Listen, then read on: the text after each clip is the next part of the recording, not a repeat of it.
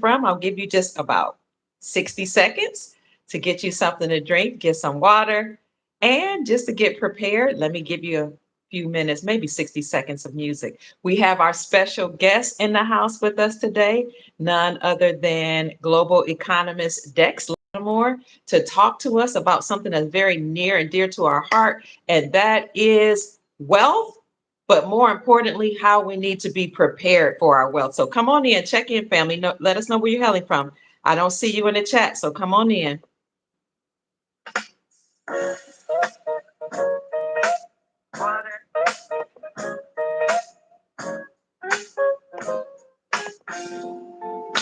All right. Come in the room.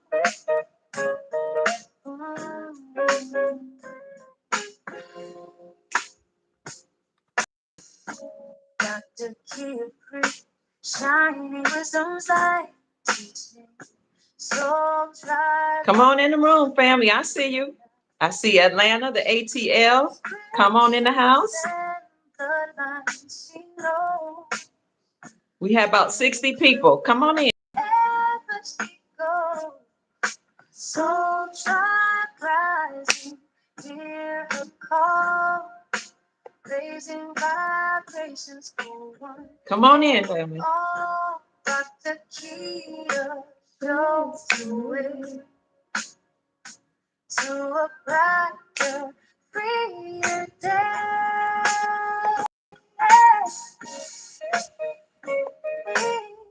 I see California in the house. Come on in, California. Welcome.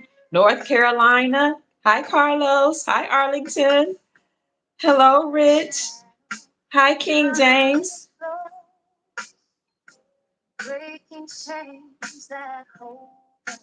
I love you more.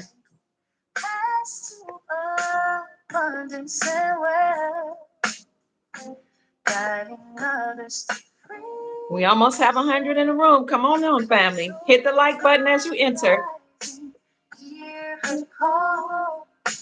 Raising vibrations for one and all. Dr. Kia shows the way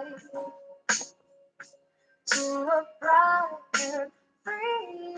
I see Sister Janine in the chat. Our moderator, come on in, Sister Janine. That's my girl. We done hit it off. Come on. She's helping her tribe to realize. Hey, FRB. I see you, Sister Linda. The Adapt Moore's in the house. Greetings from West Palm Beach. The advanced one from West Palm Beach. Come on. We're just above 100.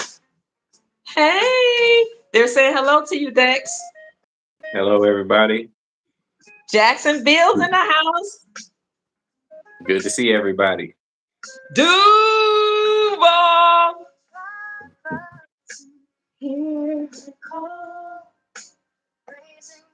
All right. Keep checking in, family. Oh, I love you more.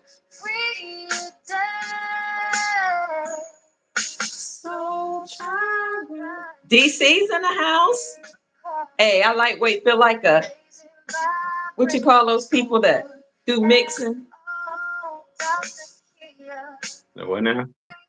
I lightweight feel like I'm on a mix table. Oh, okay. He's a DJ. DJ. All right.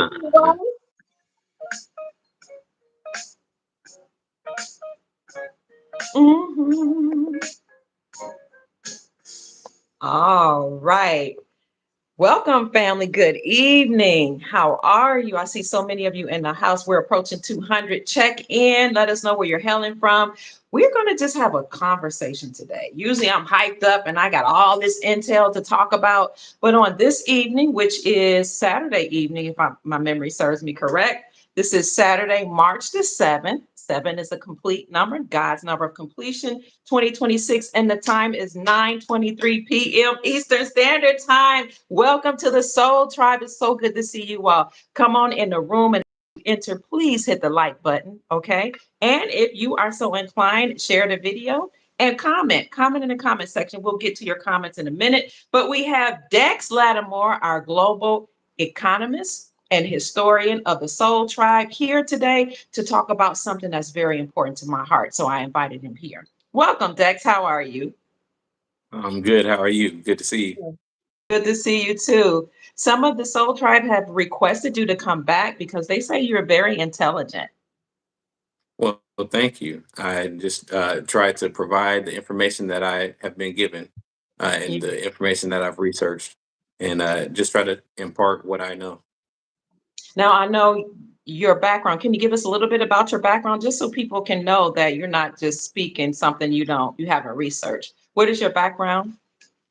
Well, my background is in economics. My degree is in business economics with a concentration in international business. And I also have a dual degree in Pan African studies. Okay, okay. What made you add Pan-African studies to economics and international business?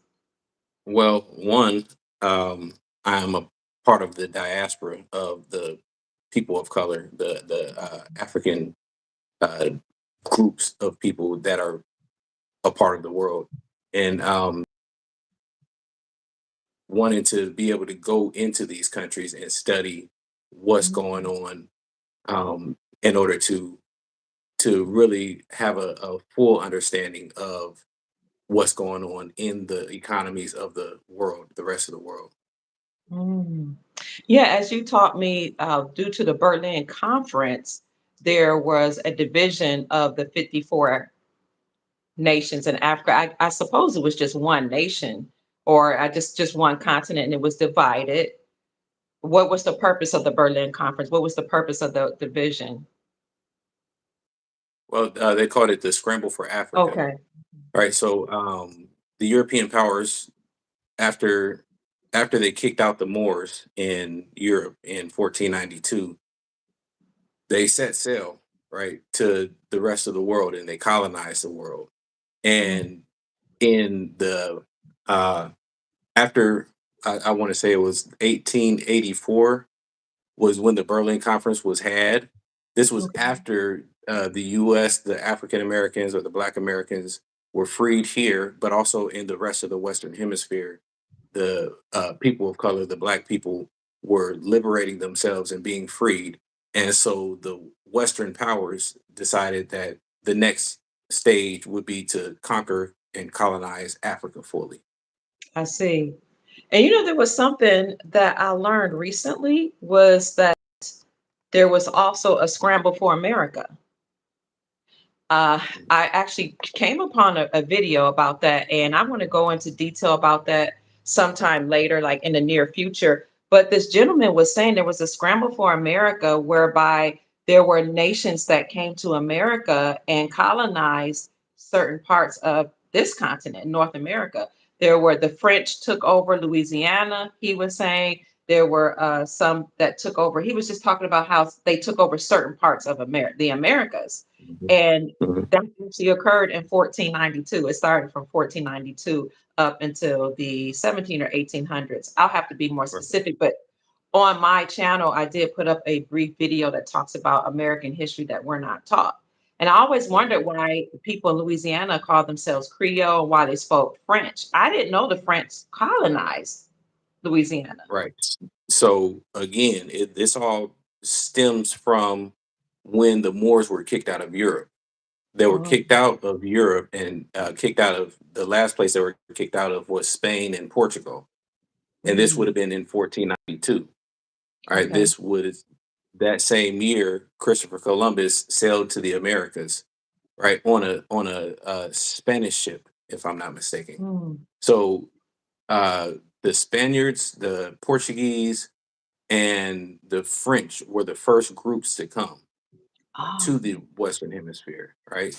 So Spain actually colonized Southern America in the late 1400s. So like uh, Florida, Florida was a Spanish colony. okay.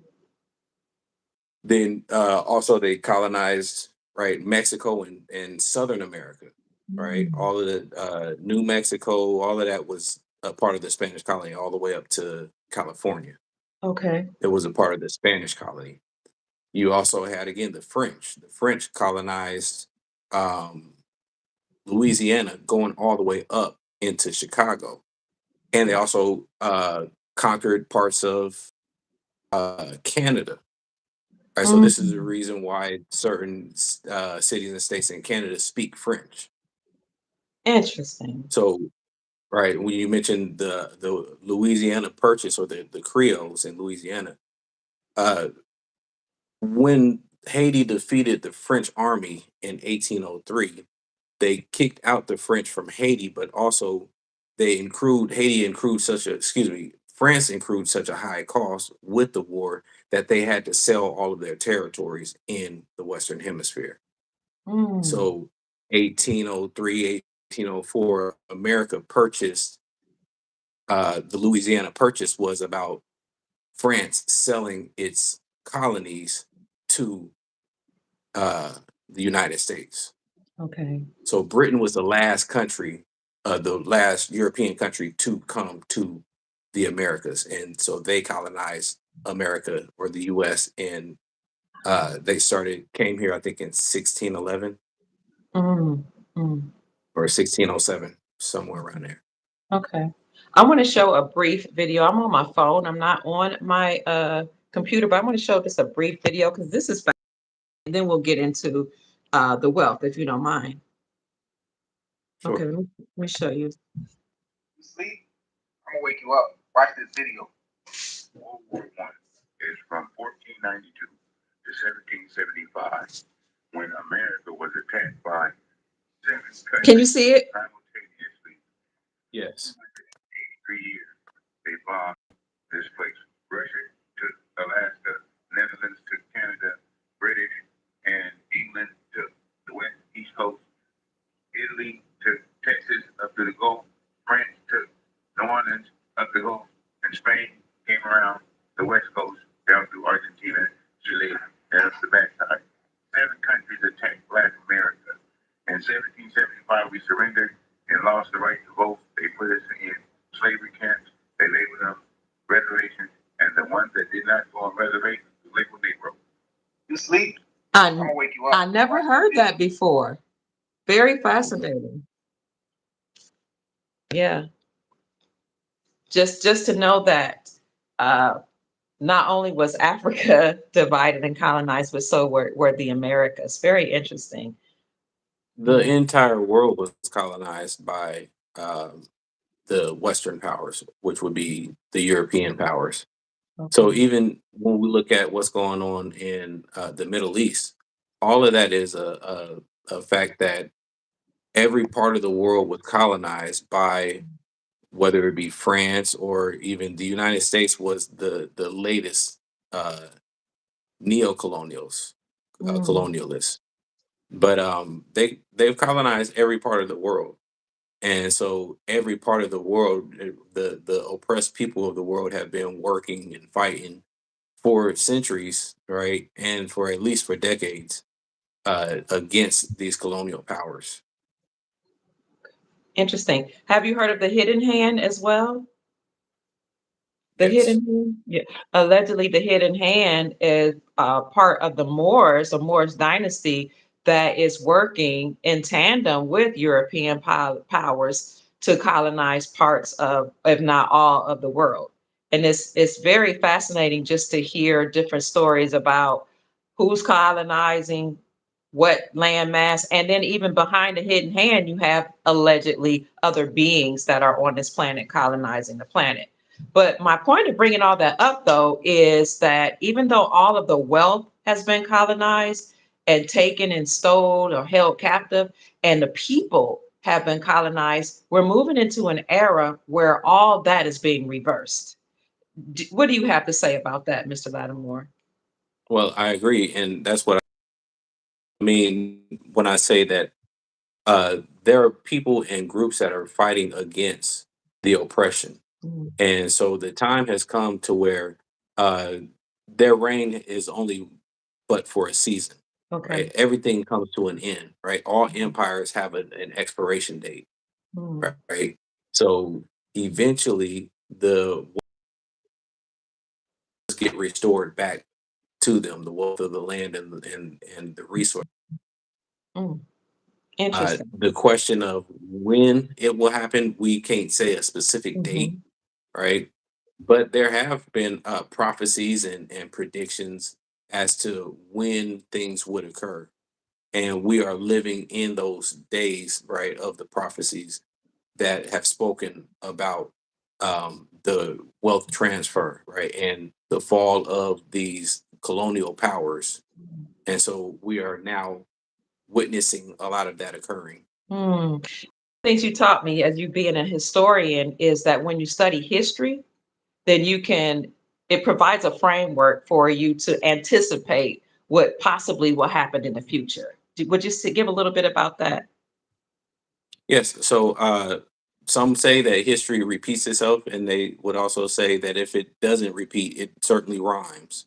Right. Mm, So there are things that happen in history, and when you study what occurred in the past, it sense of what's going on right now. And then you can also better understand what the future may hold. Right. mm, For example, I did a video earlier today about the what's going on in Iran.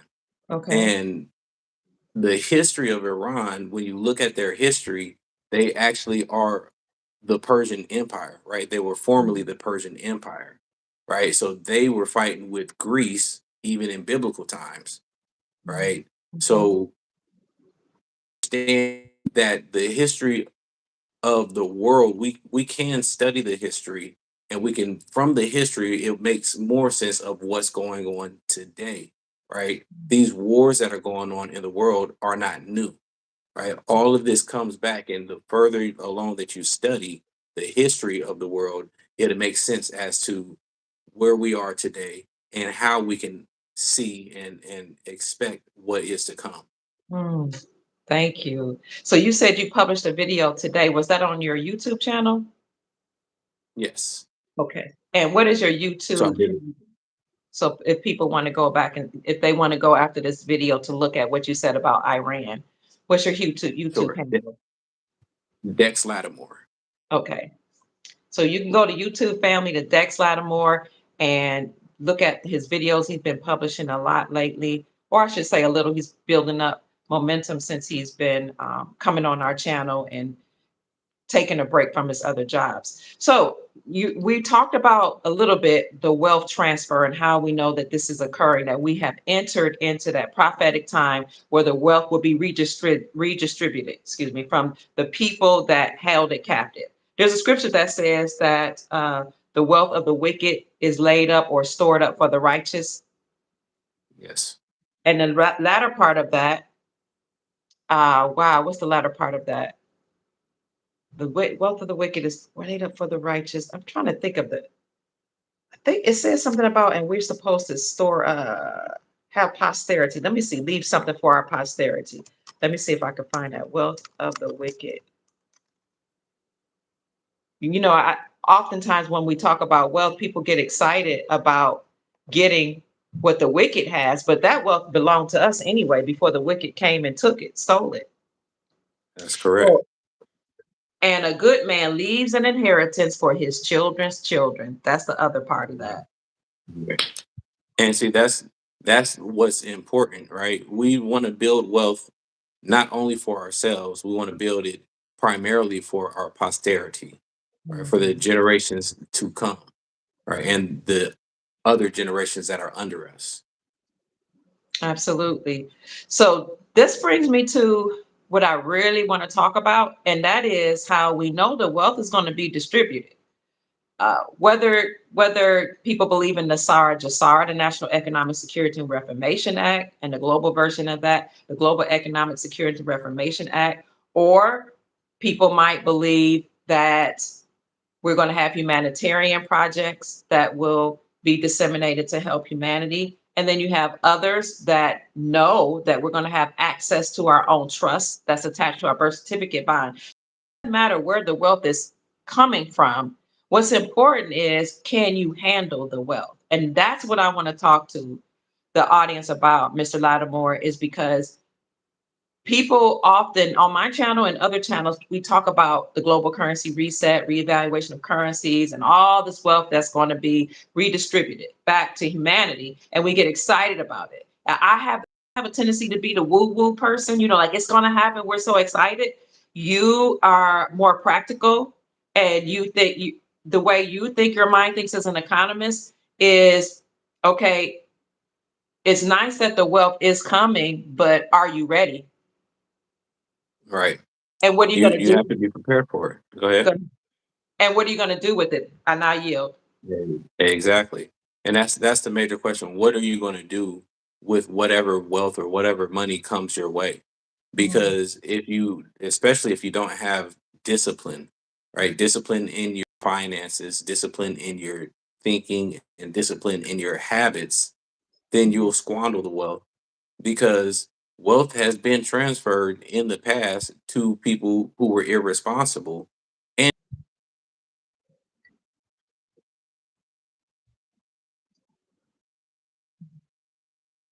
millions, tens and hundreds of millions of dollars, and end up with nothing by the end of their career, many mm, of them. So just because you gain wealth does not mean that you know what to do with it. mm, mm. Before we get into what to do with it, somebody might ask, where's this wealth coming from? When you talk about redistribution of wealth, the wealth of the wicked being stored up or reserved for the righteous, do you have any type of ideas? I know I have ideas of where the wealth is coming from. Would you like to expound upon that, or would you like for me to say something? Well, I could speculate on where I might think it would come, but Mm, I would even just say any wealth that a person gains and earns from their hard work and their labor, they have to still even assess how they, first of all, how you can accumulate wealth, and then again, what to do with it. mm. Yeah, because I've been talking about the upcoming wealth, but we have wealth already.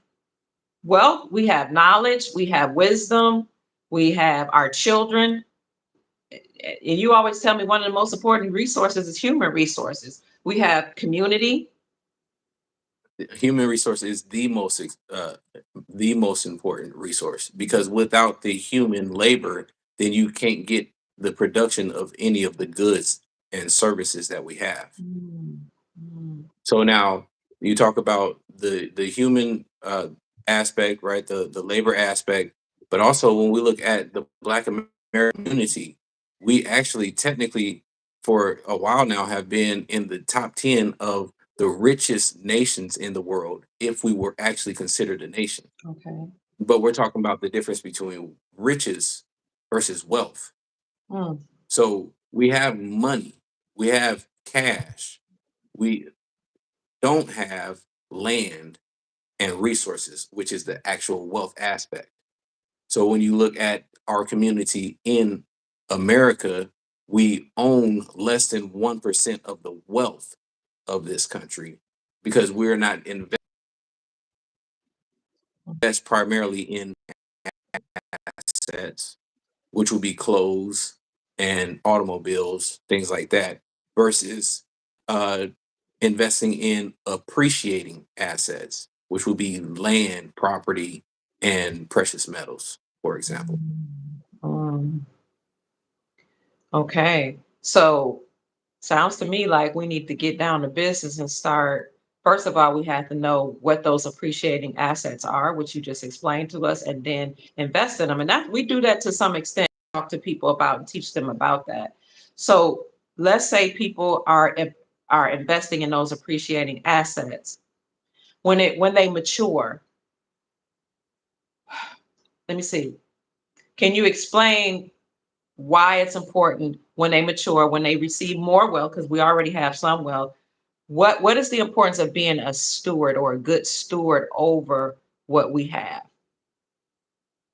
Right. Being a good steward or being responsible and disciplined in whatever.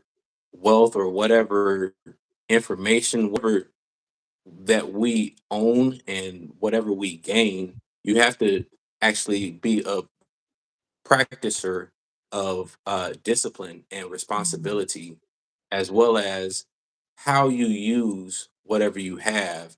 It should not only benefit you, right? It should also be mm, beneficial to society, right? We have a mm, lot of things that are negatively impacting society, and we need more things that are positively impacting society. mm, And so being a good steward would be being responsible in what we have and what we attain, and not just hoarding it to ourselves, the individual, but finding ways to make it useful to society and to our families and things like that. Speaking of that, I was talking to you earlier today and I said, people are only going to get what they are prepared for, what they deserve, and what they know how to manage. And you agreed to that. Now, some people are like, well, we all deserve wealth. Well, the universe might see things differently. Well, uh, in reality, people deserve what they have earned, Mm, right? Based on what type of, not just your labor, but your karmic energy, right? okay. If you have been a good person, then you have earned, right, through the karmic universe, you have earned certain riches and wealth in the supernatural, and that Mm, also materializes into the physical. wow. However, if you are imparting negativity in the world, you can expect negativity to be returned to you through the aspect of karmic justice. Mm. Earlier today and yesterday, I was studying about being ready for ascension, being ready to go to heaven, which, we know we're going to create heaven on earth, or being ready just to ascend while I'm living. And if I should decide to transition on, once I don't want to say perish or die, but you know what I mean. And one thing that God spoke to me, or I would say Spirit spoke to me about, was forgiveness and how I needed to work through forgiveness in certain areas. Because if my heart is not fully light, and if it has not forgiven, then I won't be able to receive the wealth. And I clearly heard that resonate in my spirit for me. And so I'm very, very grateful for that, because oftentimes I think, well, okay, I'm in a good place, but Spirit had to show me myself and say, in this area, you need to get it together. What do you have to say about how the condition of your heart needs to be a certain way in order for you to be able to receive wealth? It, people talk about your heart being as light as a feather, right? Yes. And when you talk about the Egyptian ideology, they talked about um, when you transition into the afterlife, your heart is weighed on a scale, right? They put your heart on one scale and a feather on the other, and your heart should be as light or lighter than the feather, meaning that you did not hold on to grudges and jealousy and things like that, because those are, as you said, those are what keep you down, Mm, right? We talk about vibrations, right? These are low vibration energies, right? mm, Forgiveness is a high level vibration energy, right? It washes away the negative vibrations from your past and from your being and from your spirit. And wow. so forgiveness is a key aspect in being able to move forward in life, in the here and now, and also in the thereafter. Mm. Yeah, because if you hold grudges, really, it's like your hands are clutched. How can you receive if your hands are clutched? Your heart is hard. Yes. I remember being in church and I actually preached a sermon once, break up the fallow ground. And what I learned is that farmers at some point have to actually break up the ground and make it malleable. They have to Mhm. like sometimes forcefully hit it, add water to it, and just keep nurturing it, massaging, or whatever, until it's able to be seeded. And when I preached that sermon, God was dealing with me back then about how your heart had to be malleable, your heart has to be receptive, your heart has to be in a condition to receive, not only from the ancestors and from God, but to receive just goodness from people. And so I thought it was beautiful the way Spirit spoke to me and said, your heart is like the ground. You don't want it to be hard. You want it to be really soft. Um and I'm not a farmer, but I can imagine the soil has to meet certain conditions in order for the seed to come in and be planted and nurture. I'm sorry, mature. Absolutely. Absolutely. And see, that's actually why farming and being in tune and also participating in nature is so important and critical, Mhm. because you can understand and see the value and the practicality of wise sayings, right? When Yes. you are in the land and in the nature, you putting your hands in the soil, you understand, you can assess yourself while you're uh, Mhm. working with the soil, right? So That's as you mentioned, uh, the message that you gave about uh, making the ground fertile, right, and making the soil malleable, right? The mhm. same way we have to be malleable spirits and beings, right? Being able to, as you mentioned, forgive, and also being able to absorb good information and truth and practical information in order to also, from what we give or what we get in, being able to pour out something Mm. in return to the universe. Wow. Wow. That leads me to the question that people always ask me, why hasn't the wealth come here? What's taking it so long? And I used to say, well, first of all, they have to make all the arrests. Thank God for the Epstein files being dumped. Now we know who's been harmful things to our children, that the military knows who they are, they're making those arrests. But the second part of that is some of us just weren't ready. 100%. Right. Two things. One, time is relative. Okay. All right. But secondly, as you said, many people weren't just not ready.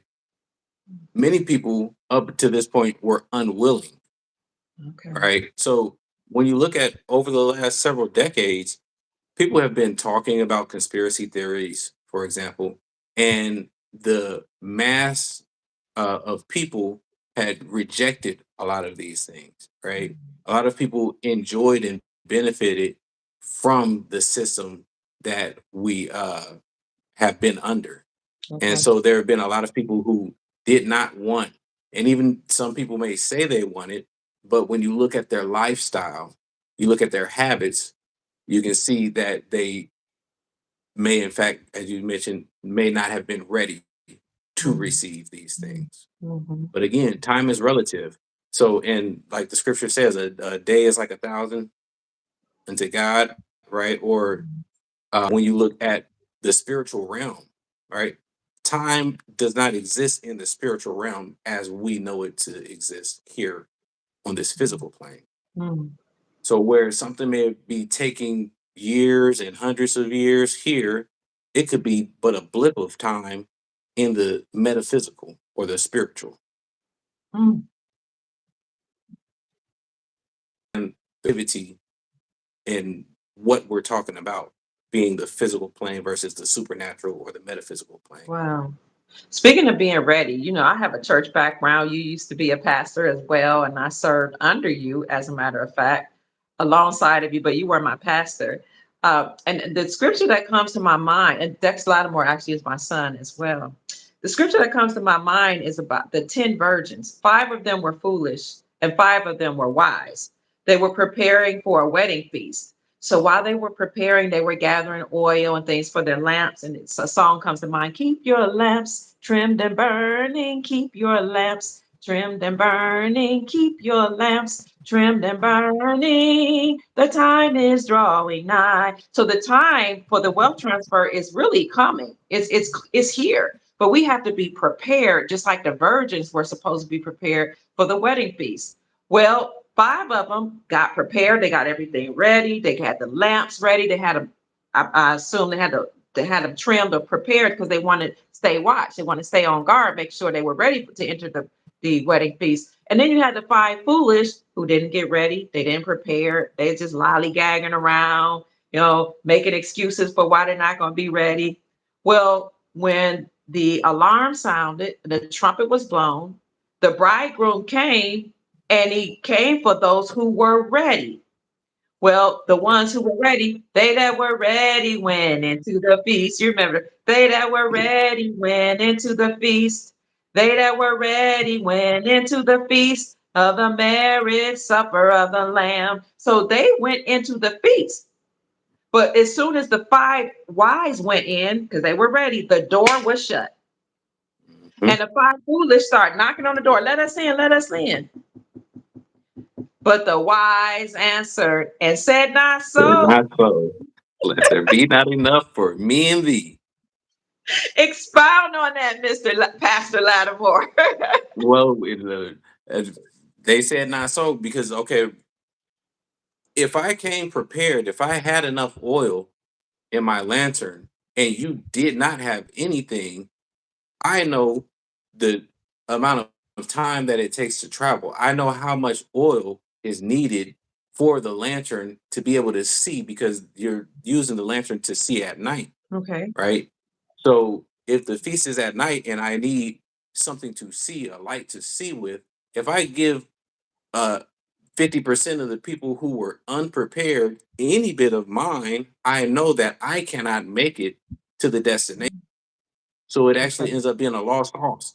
If I share it with others that are unprepared, then none of us can make it into the feast.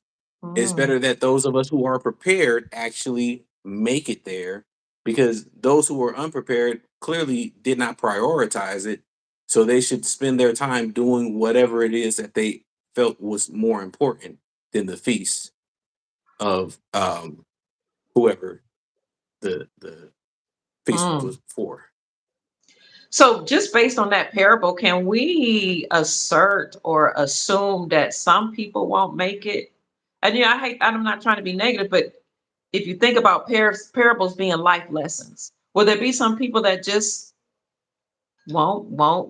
That's just won't make it to the a Go reality. ahead. Yes, the reality is that everybody will not make it, Okay. right? Everybody is not ready, and some people will not accept Mm. whatever new system comes. But also, many people will not deserve, right? Ooh. Again, going back to karmic justice, right?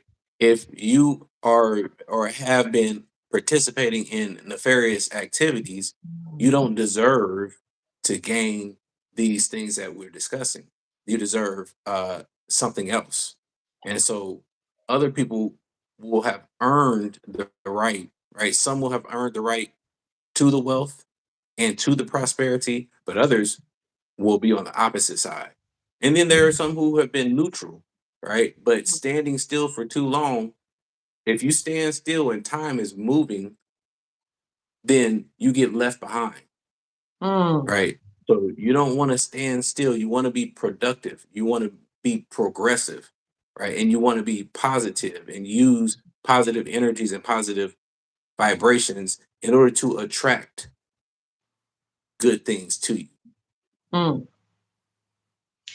That's so important. So part of being positive is number one, yes, knowing that we're entering into a new reality where it's going to be full of joy and wealth and prosperity. So it's knowing, but it's also preparing your heart, preparing your mind, preparing your family. Mhm. Yeah. Uh, Anything you want to say about preparation before we move to the next point?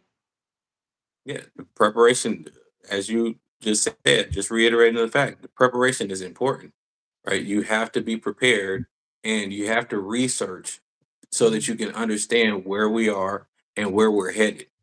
Because, as again, you've mentioned that some people don't even believe in these things that we're discussing.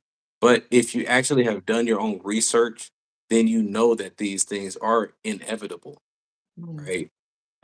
The those who are in power right now are a very largely wicked group of people, and so their system has to collapse. That's inevitable, right? Righteousness and correct thinking and correct and logical actions is just practical and it's necessary for the stability of the planet. And right now, we have so many beings and so many peoples who are or have been negatively impacting the balance, right? Creating chaos brings down the vibration and throws off the balance of this planet. And Mm. so it is inevitable that a time is coming, and we are actually within that time where all of these things are being corrected because Mm. they have to be corrected in order for us to continue on this planet. One of the things, thank you, that I really love about our upbringing and the spiritual community that we were part of is that we had trumpets and we had shofars. Mhm. So the shofar or the trumpet would sound, and that would be an alert or an announcement. Right before the feast day or right before the Sabbath, you blow the trumpet, and the trumpet makes an announcement that, okay, service is about to start. But when you think about the bigger implications for that, there will be a trumpet that will sound, a proverbial trumpet that will sound. There will be something that will happen that will alert the people that we have entered into the new reality. And then when that trumpet sounds, you need to enter into the feast or you need to just go ahead and transition. We're on the precipice of change. So you'll be able to go ahead, cross over to 5D. You'll be able to go into the banks or to the wealth management centers to get your wealth. However, you see that beautiful new reality happening. But there will literally be the trumpet will be a good sound for some and a bad sound for others. Mhm. Because the I go, I'm sorry, go ahead. No, go ahead. I'm listening. Well, I would say that the people the powers that are wicked also believe in the scriptures. Okay.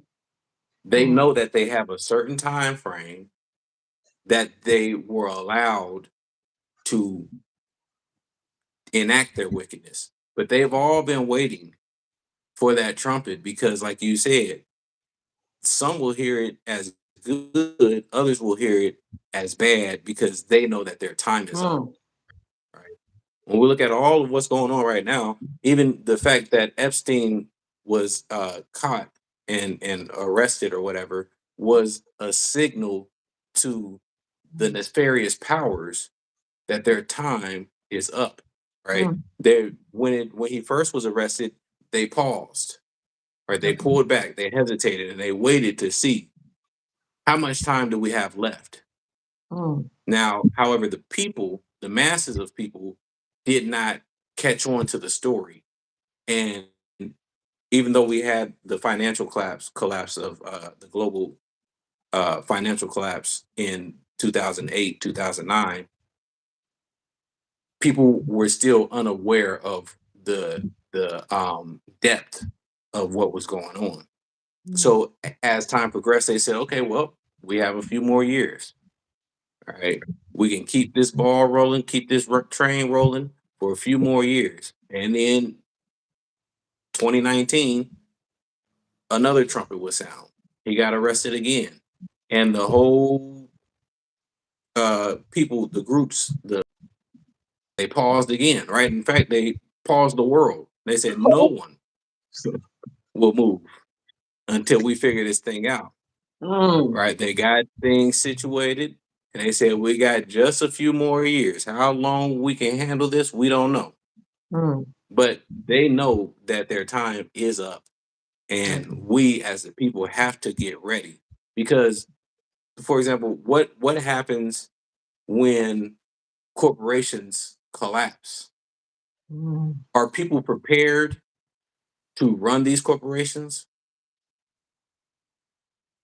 wow. Oftentimes, right, oftentimes when you look at countries that were colonized, when they kick out the colonizer, the economy often suffers because the colonizers were the business owners, and so they Mm, had the know-how, they had the understanding of how to run and conduct the business. And when you get people who, even if they are for the people, for the nation, once they get in power, they don't know how to operate these corporations and make Okay. them productive in the same manner that the colonizers did. So again, just reiterating that it is important to be prepared, right? And think outside of the box because we don't really know for certain what exactly will happen, nor do we know for certain how it will happen. Right. But we do know that things will happen and are happening that are bringing about this collapse and this end time and this era of wickedness that has been running rampant on the world. But when you talk about preparing, now I know from a spiritual aspect, we need to make sure we prepare our heart. We need to make sure that we don't hold unforgiveness. We need to make sure that we are uh, sober minded, being serious. But how can you physically prepare for something that you've never seen before, like liberation? Some people might want to know Well, how. this is why studying history is so Okay. important because there have been oppressed people before on this planet, Mm. and those people have been liberated before, right? But now liberation comes in many different forms, Okay. right? We look at the Haitian Revolution, right? The Haitians in 1803, they freed themselves, but because the colonial powers were still largely the predominating powers, the dominant powers of the world, they crippled the Haitian nation with Mm. sanctions and Okay. different things of that nature. And so even though they were free and they liberated themselves, they have still suffered, right? Mm. So there are different examples of what could happen, right? But again, studying history is going to be important to knowing what is possible, right? But that's the worst case scenario, right? You also have better case scenarios, right? Where even again looking at Europe, when the Europeans kicked out the Moors, they had all of the resources, all of the knowledge, all of the wealth that the Moors accumulated in Europe during their 700-year rule in Europe from 711 to 1492.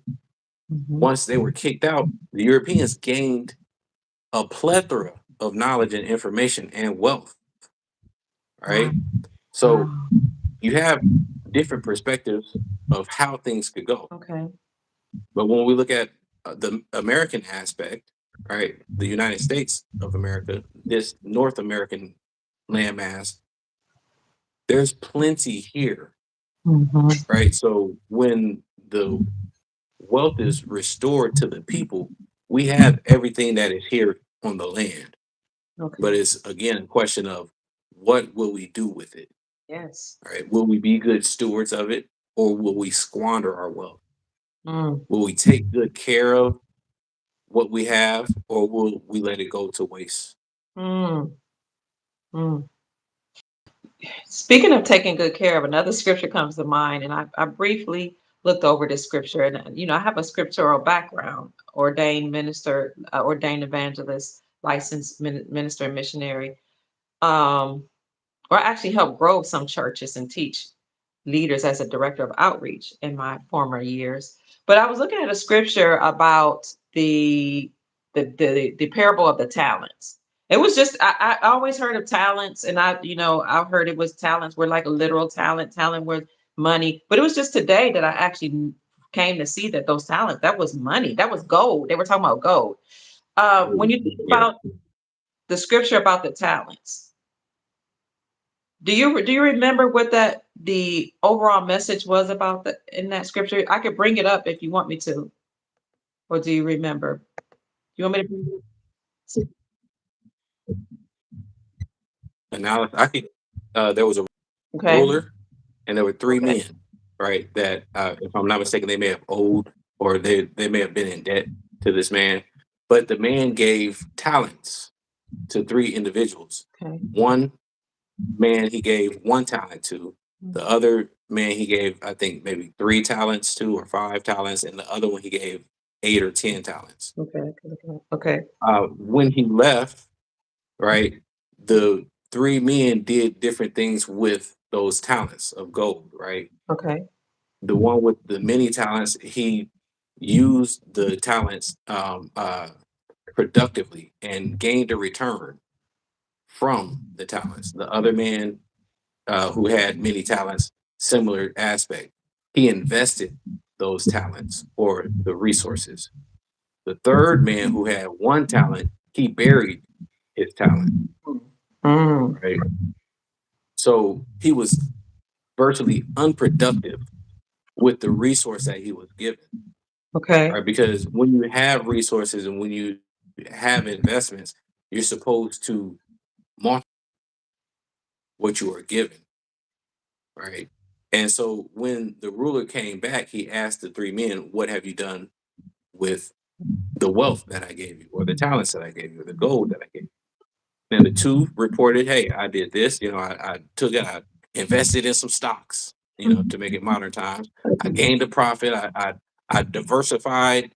I bought some assets. I bought some land. I did this and that, and I have what you gave me plus a profit." Mm. So the 2 men uh, that had the several talents, they were productive. When it came around to the third man, he said, "I buried my talent." Okay. And so the the ruler said, "Give that talent to the one who had the most, because he knows what to do with it. He Wow. knows how to be productive. And the little bit that you had, you showed what your value was, essentially, is the Mm. moral of the story. Okay. Those who have a little, they can build a lot if they're being productive. But if you have a little and do nothing with it, Mm. it's just the same as you having nothing. And so oftentimes, those who don't deserve it, those who don't earn it, often lose it. Mm. Mm. So whatever you have right now, family, be a good steward over it. Take good care of it. Clean your house. I'm speaking to myself. Clean your house. Be responsible of the money that you do have. Be a good steward of your children. Be a good manager of your finances. Be a good manager of your own body. Be a good manager of your thoughts, of your mind. Be a good manager or steward of everything you have, because as you're a good steward, then you're showing the universe or God that you're deserving of more. Am I right, Pastor Lattimore? That's correct. Okay. Everything that you do, right? There's going to be consequences, right? That's what I believe in, is decisions and consequences, Okay. right? A lot of people say, a lot of people view life in the aspect of good and evil, and good and bad, and good consequences and bad consequences. I just say consequences in general, right? So whatever decision that you make, if it is a productive decision, you can get productive consequences out of that, Mm, and vice versa. If you're not making sound decisions, then you will get what you deserve. mm. Come on. They said, somebody in the comment section said, teach Dex. I think that's Sister Janine. They're sending you hearts and stars as well. So we're thank you. They said they love you. Oh, and somebody saying they love my blouse. Thank you. Thank you, family. So we need to be a good steward, a good manager of what we have now. Thank you for the hearts, family, in order to prove that we're deserving or worthy of receiving more. I almost feel a little uncomfortable saying that some of us don't deserve or we're not worthy, but if you don't take care of the little that you have, how can you manage more? You can't, if okay, even looking financially, right? Okay. If you cannot manage $20,000 or Mm, $50,000 or $100,000 on the higher end of the middle income aspect, if you cannot manage your finances on a small level, then what makes you think that when you gain $1 million, you'll know what to do with it. Okay. You will only multiply who you are, right? Mm, In your frivolous spending, in your behavioral patterns. They don't all of a sudden just because you gain wealth doesn't mean you gain knowledge and that you gain discipline. In fact, the more money and wealth that you gain, you have to learn more self-discipline because mm, you now have access to much more. Poor people have limited access, right. right? So the more that you gain in life, you have to become more disciplined, or else again, you will lose it. Because whether we like it or not, the universe gives people what they deserve. And sometimes the universe blesses people in an abundance of more than they deserve. But if people are not careful and wise in their decision making, they end up losing Mm, what it is that they earned in blessings because they, in fact, did not earn it and deserve it. So we see. have to keep these things in mind.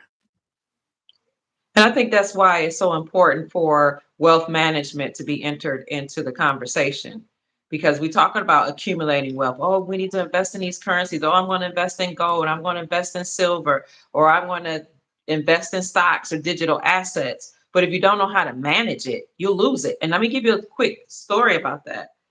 I think I told you about this about how my great grandfather, when he passed away, he had bags of silver.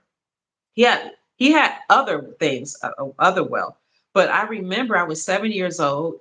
He had just passed. It was 1974. I remember the time. I remember being in my great grandfather's house. And when he passed away, the adults, I was 6 years old, and the adults were talking about whether or not they should take us to his funeral. And my mom had decided that we were too young. My 5 year old brother and I were too young, and the other children should not go. Well, before she left for the funeral, she gave us these velvet bags. They were like suede, small bags, gold and some royal blue with, I mean, I'm sorry, blue and some lavender, purple. They had gold cords tied around them. And she said, your great grandfather left these for you. Now I'm 6 years old. All I know is that the bags look pretty. Well, when she let me open one of the cords of the bag, oh my God, there was these beautiful round silver coins. And I remember being 6 years old, picking up one of the coins. I get tears in my eyes every time I think about it and talk about it. I picked up the coin, I put it on my face.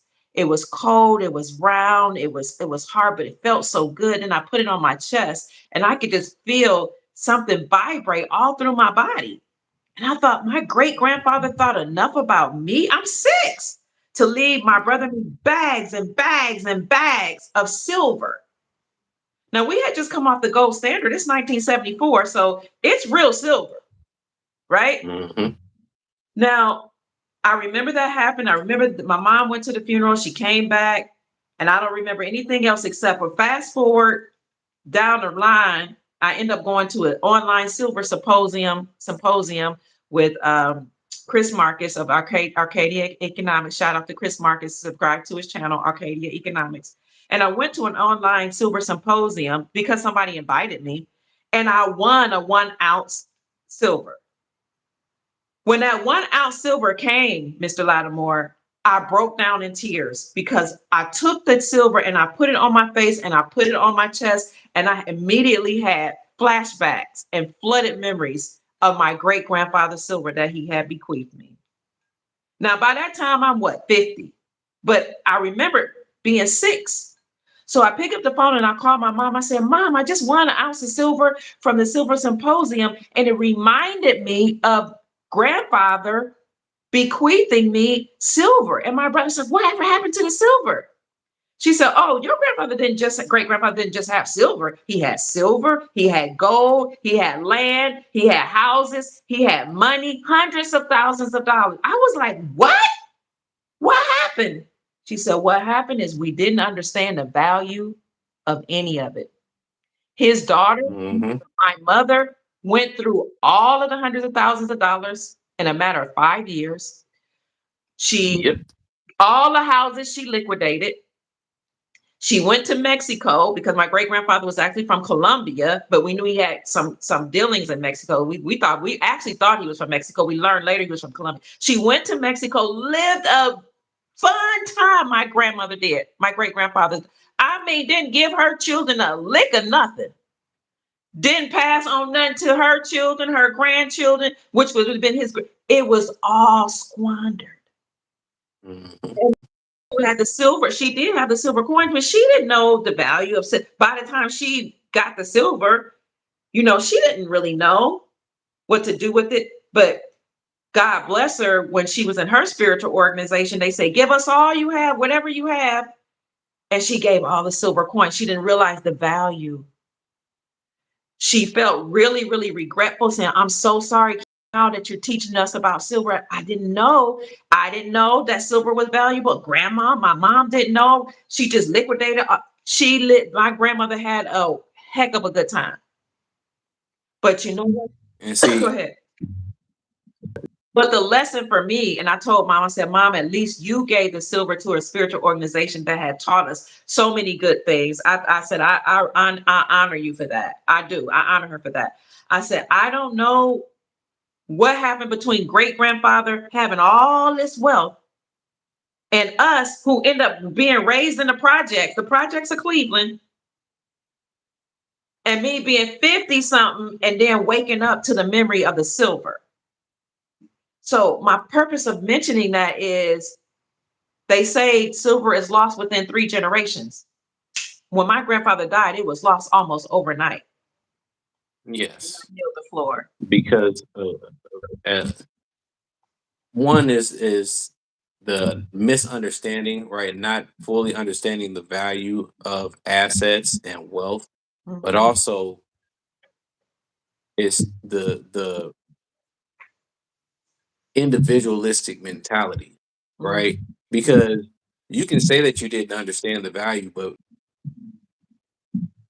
in that silver and they hand you all of that cash, and when you liquidated the house, sold the houses, you saw that everything being lost, right? You saw your eyes got big, not you, but the person, the family, their eyes get big, right? The lust of the eyes, right? When we talk about like Aladdin, the movie Aladdin, when they go into the and to finding all of this wealth, right? All of these gold and silver and rubies, their eyes get big, Mhm. right? And they immediately start imagining what I can do for me. Mm.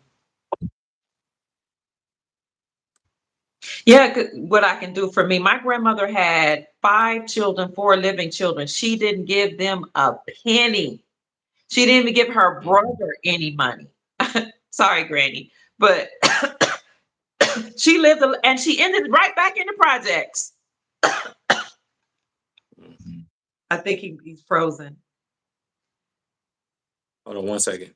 Okay. I see you, fam. Sister Janine said, "Oh my God. Yeah, it's a heartbreaking story." I agree, Sister Rochelle.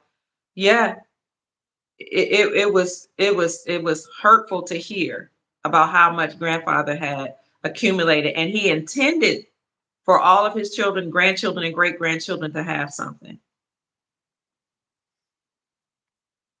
Are you back with us, Mr. Lattimore? He's doing something with his phone. Hello? Yes, right. They weren't Yeah, I'm back. taught.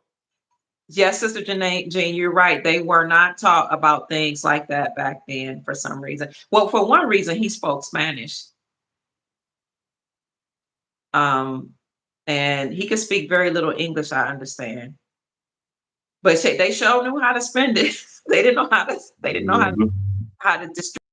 And he gave orders. It must have been verbal, because I knew that the coins were for me at 6. But you were going to say Right. something. You No, tell it's just that we often we our eyes get big, right? When we see wealth, then we see the riches, not the wealth, right? We see what we can do to have immediate gratification, Mm. And instead of seeing the big picture, right? The big picture being not just me, the individual, but being the entire family, the posterity, right? Those that come after. Absolutely. The blessing in the story, in my mind, like for one, like I know I remember my grandmother. I know how she was, so I could see she had a great time. She liked to shop. She liked to splurge. She enjoyed herself. But the blessing in that is, for one, like my mom gave the silver over to our spiritual organization, and what I had to tell my mom was, when you give, it comes back to you. Now, I wish they wouldn't have accepted all the silver, but the way I choose to look at it was the Nation of Islam. I learned discipline from the Nation of Islam. I learned how to eat well. I became my mom and our children, her children were vegans. We were healthy. My mom was very disciplined. We were Before we started school, we had good grades. We knew how to read. We knew how to write. We were writing essays before we started school for my mother. We learned about the difference between the male role and the female role. So I saw the value in what I learned from that spiritual organization. And they taught women to be covered with a husband. I mean, those type of things to me are very valuable. So I'm grateful. Uh, having said that, the other lesson I learned, you give back, and if you're not taught that you keep some for yourself, you might give it all. But had I not taken that coin and put it up to my face and up to my chest, had I not had that experience, I wouldn't be where I am today. Because today I talk about family, wealth, and legacy because of the experience I had at 6 years old. Glory, hallelujah. A beautiful Everything thing. happens. Everything that happens for a reason. No weapon formed against you shall prosper. And everything that happens works out for your good. Even the things that the devil might have intended for your harm works out for your good. But it's up to us to look at life through a positive lens and perspective, realizing that no matter what happens, it has happened for a reason, for a life lesson, for to put you on a trajectory for your purpose, to fulfill a mission, something. Everything happens for a reason. So even though all that wealth was lost today, I'm teaching people how to accumulate wealth and how to protect it. And I'm very, very grateful. Having said that, I yield to you, Mr. Lattimore. No, it's a beautiful story because, even as you said, even though wealth was lost, it everything can be gained back. Everything can be restored, and we have to always again study history and our own family histories, right? A lot of times we don't know what our family, our parents, grandparents, great parents, what they had. And we also, as you mentioned, don't often know the value of the things that they had. And Mhm. so, in order to build the legacy that you discuss often on your channel, you have to study your own family legacy Mm. and learn the value of your own family's legacy. And from that, you can move forward and have a good reason and a good solid mission as to why you're building this legacy and the wealth for your posterity. That's beautiful. Because when we think of legacy, we think of wealth, we think of property, we think of money. But legacy is also the long lasting impact that you will leave behind, the long lasting impact that Manuel Domingo Gomez, my great grandfather, left behind for me was valuable. He taught me the value of legacy. He taught me the value of wealth preservation.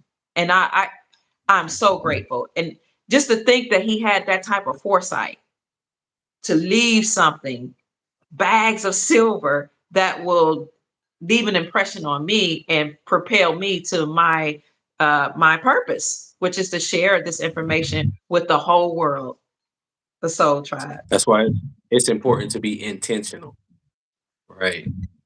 From what you're speaking on with your grandfather, he was intentional about Yes. the work that he did and the wealth that he accumulated. And Yes. he was intentional about not just spending it all on himself, Right. but being able to impart it to his children and his grandchildren. Mm, mm. So intentionality is very important. Intentionality. Intentionality. I want to segue from there. Intentional. I studied Stephen Covey's Seven Habits of Highly Effective People. I love his work. One of the things he talks about is begin with the end in mind. You have to know what your mission in life is, family. Why were you put here on this planet? And you have that. So that's a mission. So you need to write down your mission statement. Why am I here? Pray about it, fast about it, talk to your ancestor. What am I here to fulfill? What is my mission? And then that sentence should be maybe one or two sentences long, the mission statement for yourself and for your family. That means you need to have family meetings. My son talks about that all the time, to not only set up and discuss what your mission statement is, but to remind the people in your family, this is our mission. This is the reason why we live, we exist. And everybody should be able to recite it on command. It should be that easy. So you have a mission statement and a vision statement. What is the trajectory of your future? What does the future hold? So when you know what the future you desire for your future to look like, you can work backwards. Begin with the end in mind, but you don't know where to begin. A lot of people are lost because they don't have a vision. Write the vision, make it plain. They don't know what the future holds. Well, the future, what holds for you is what you determine, what you say, Mhm. because if you don't have a vision for yourself, this is something Mr. Lattimore, Pastor Lattimore taught me. If you don't have a mission and a vision for yourself, somebody else will create one for you and you'll be fulfilling their mission and their vision. I yield to you, Mr. Lattimore. Now, again, I agree. You got to have a mission and you got to have a vision. You have to have a trajectory, right? Mhm. You have to know, as you said, have a goal in mind, know Yes. what it is that you want to accomplish, know where you're trying to get to.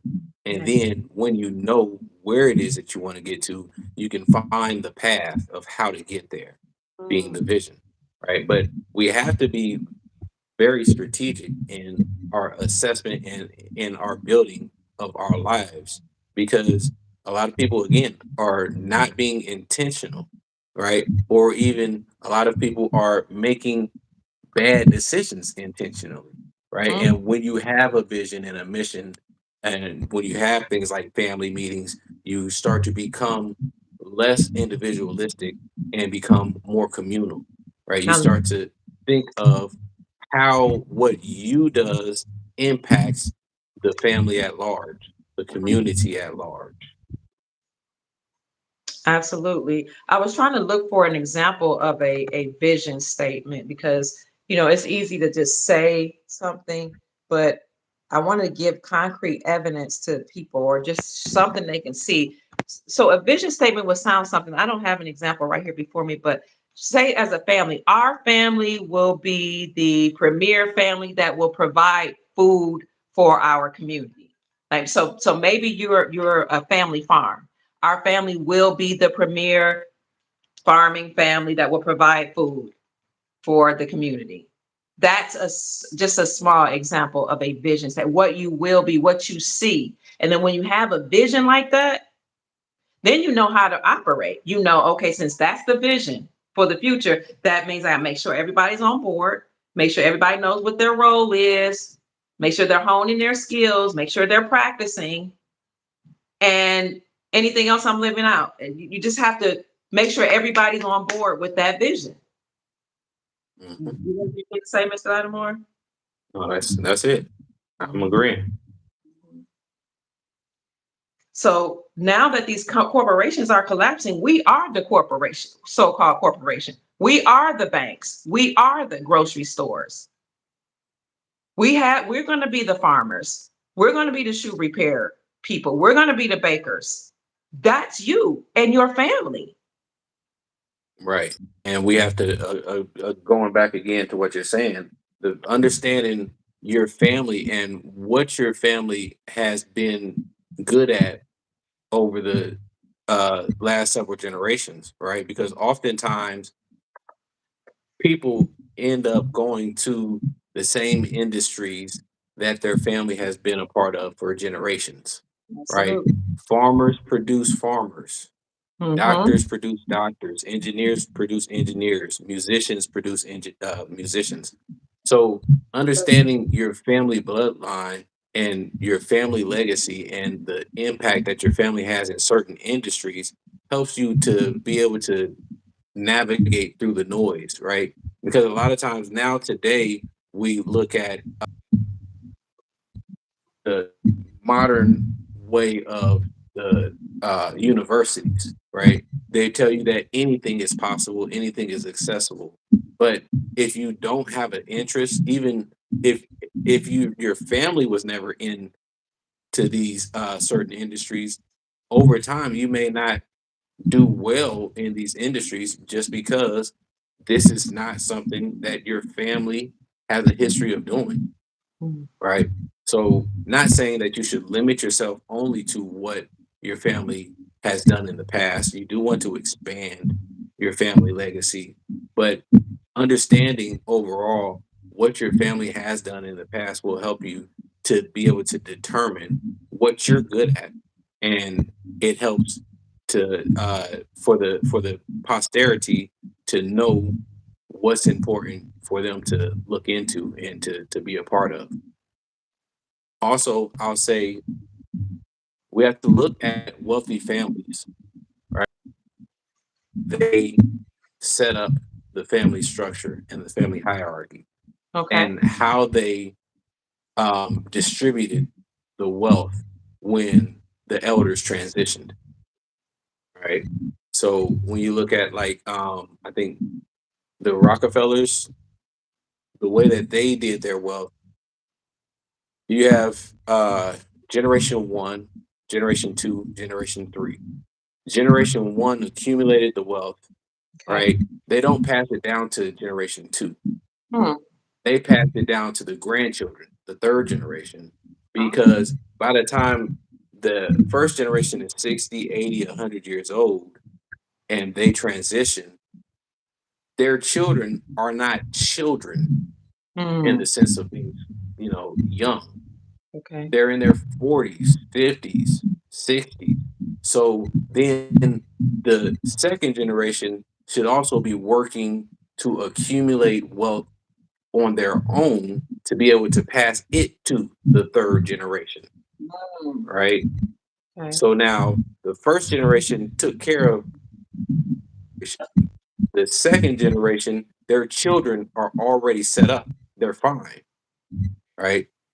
But now it becomes a chain reaction where everybody is being productive, a productive member of the family and society, and also every generation is taken care of by previous generations, Mm. at least two generations before, right? So if the middle second generation were to fail or squander their wealth, at least they cannot squander the wealth of their children. Okay.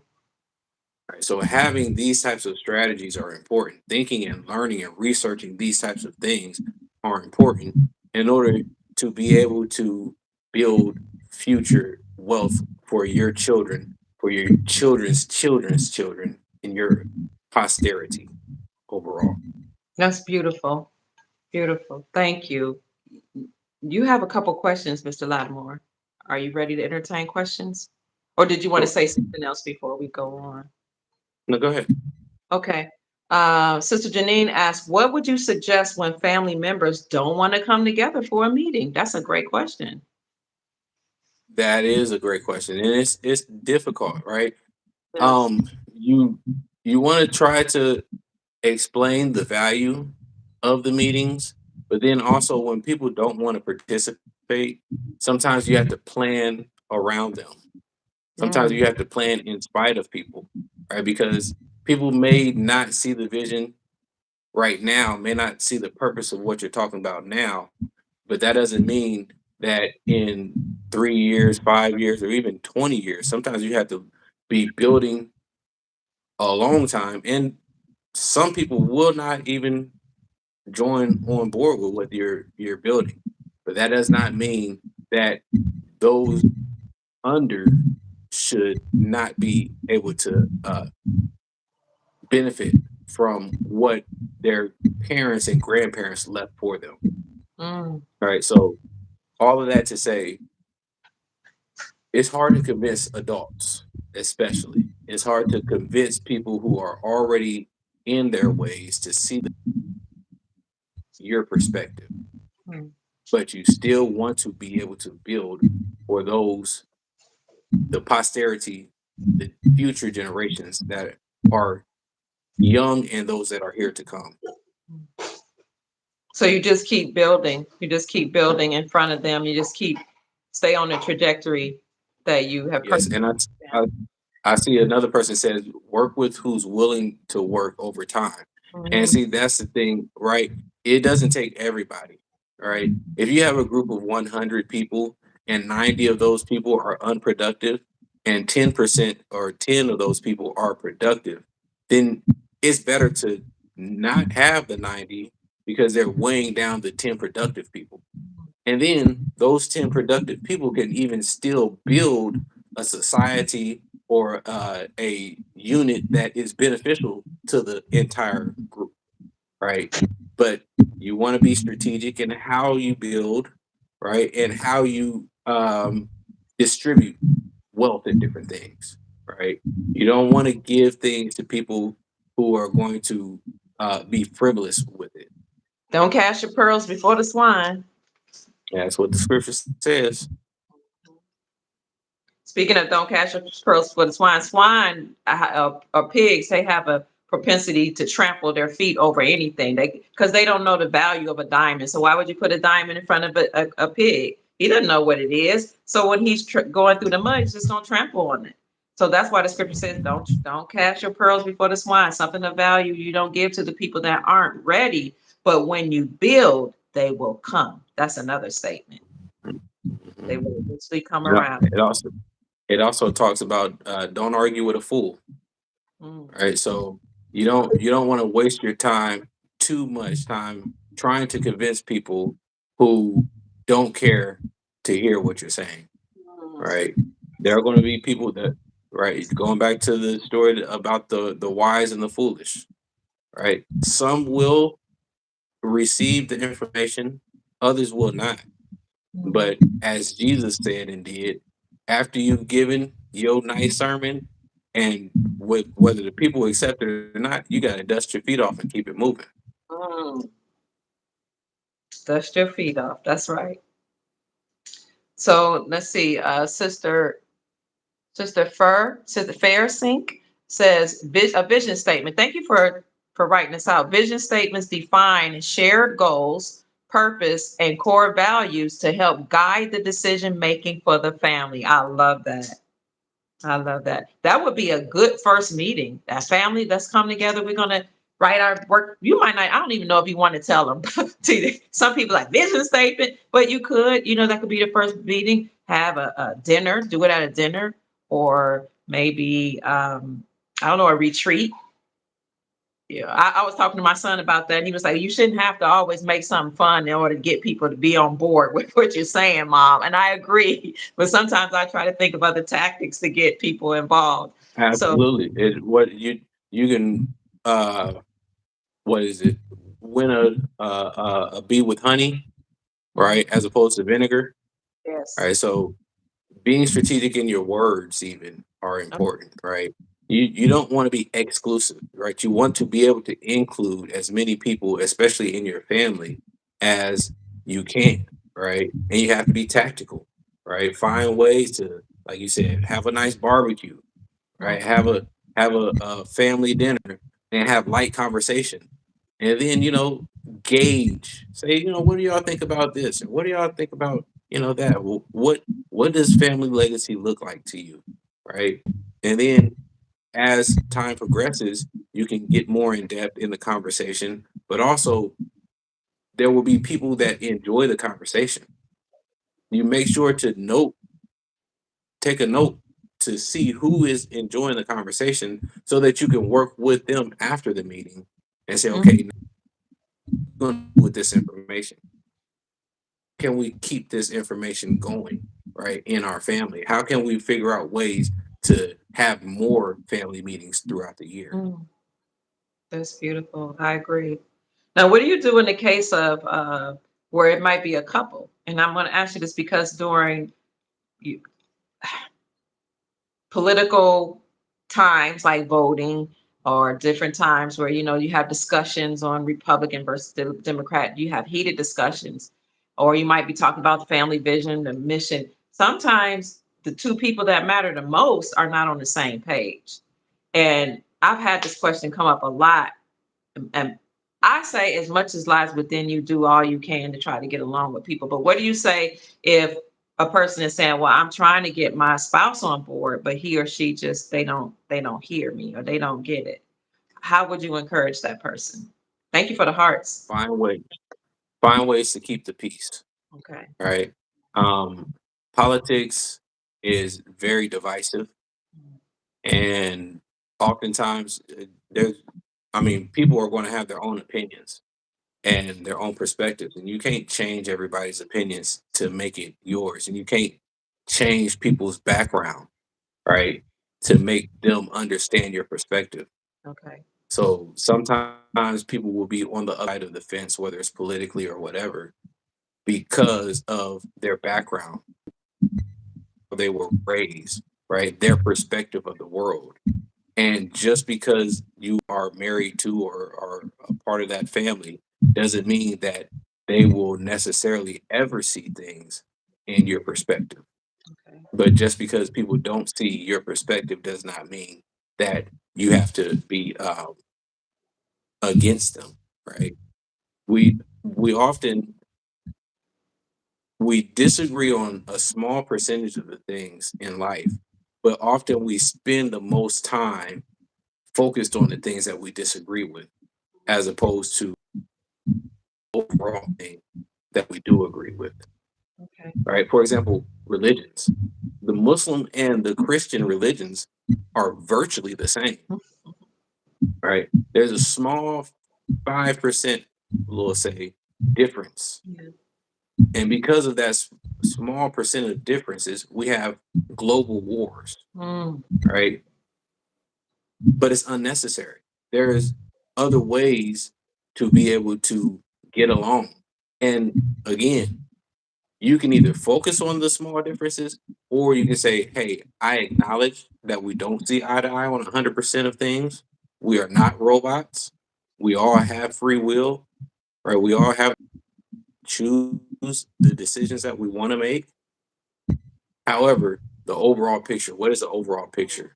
And how can we use the things that we agree with and kind of put the things that we disagree with on the back burner? Let's not focus on those things.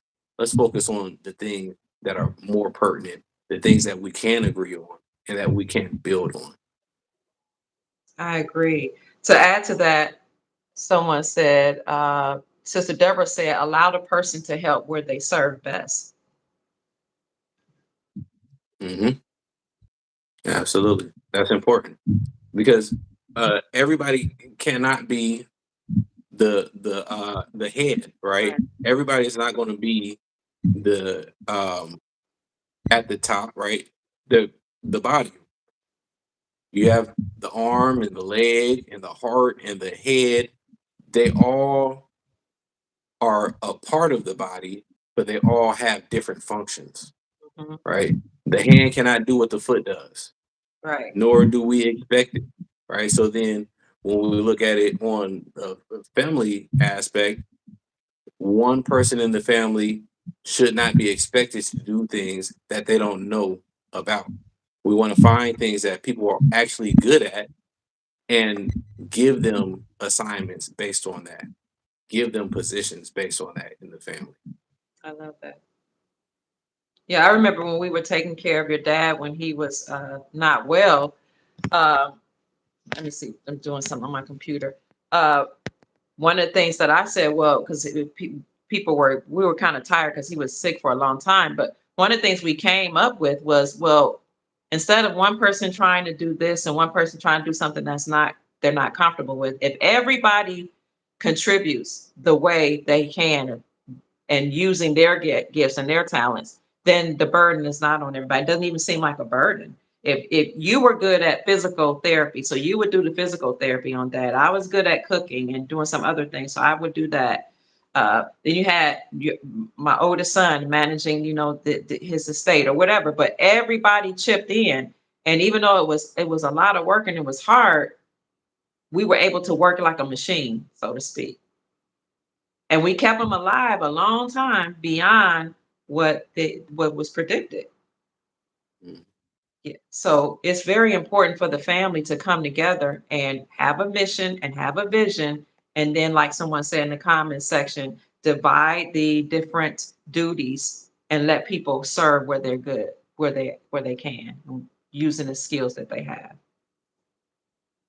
Absolutely. Any other questions, family? The 80/20 principle? I don't know what you all are talking about. Let's see. Any questions?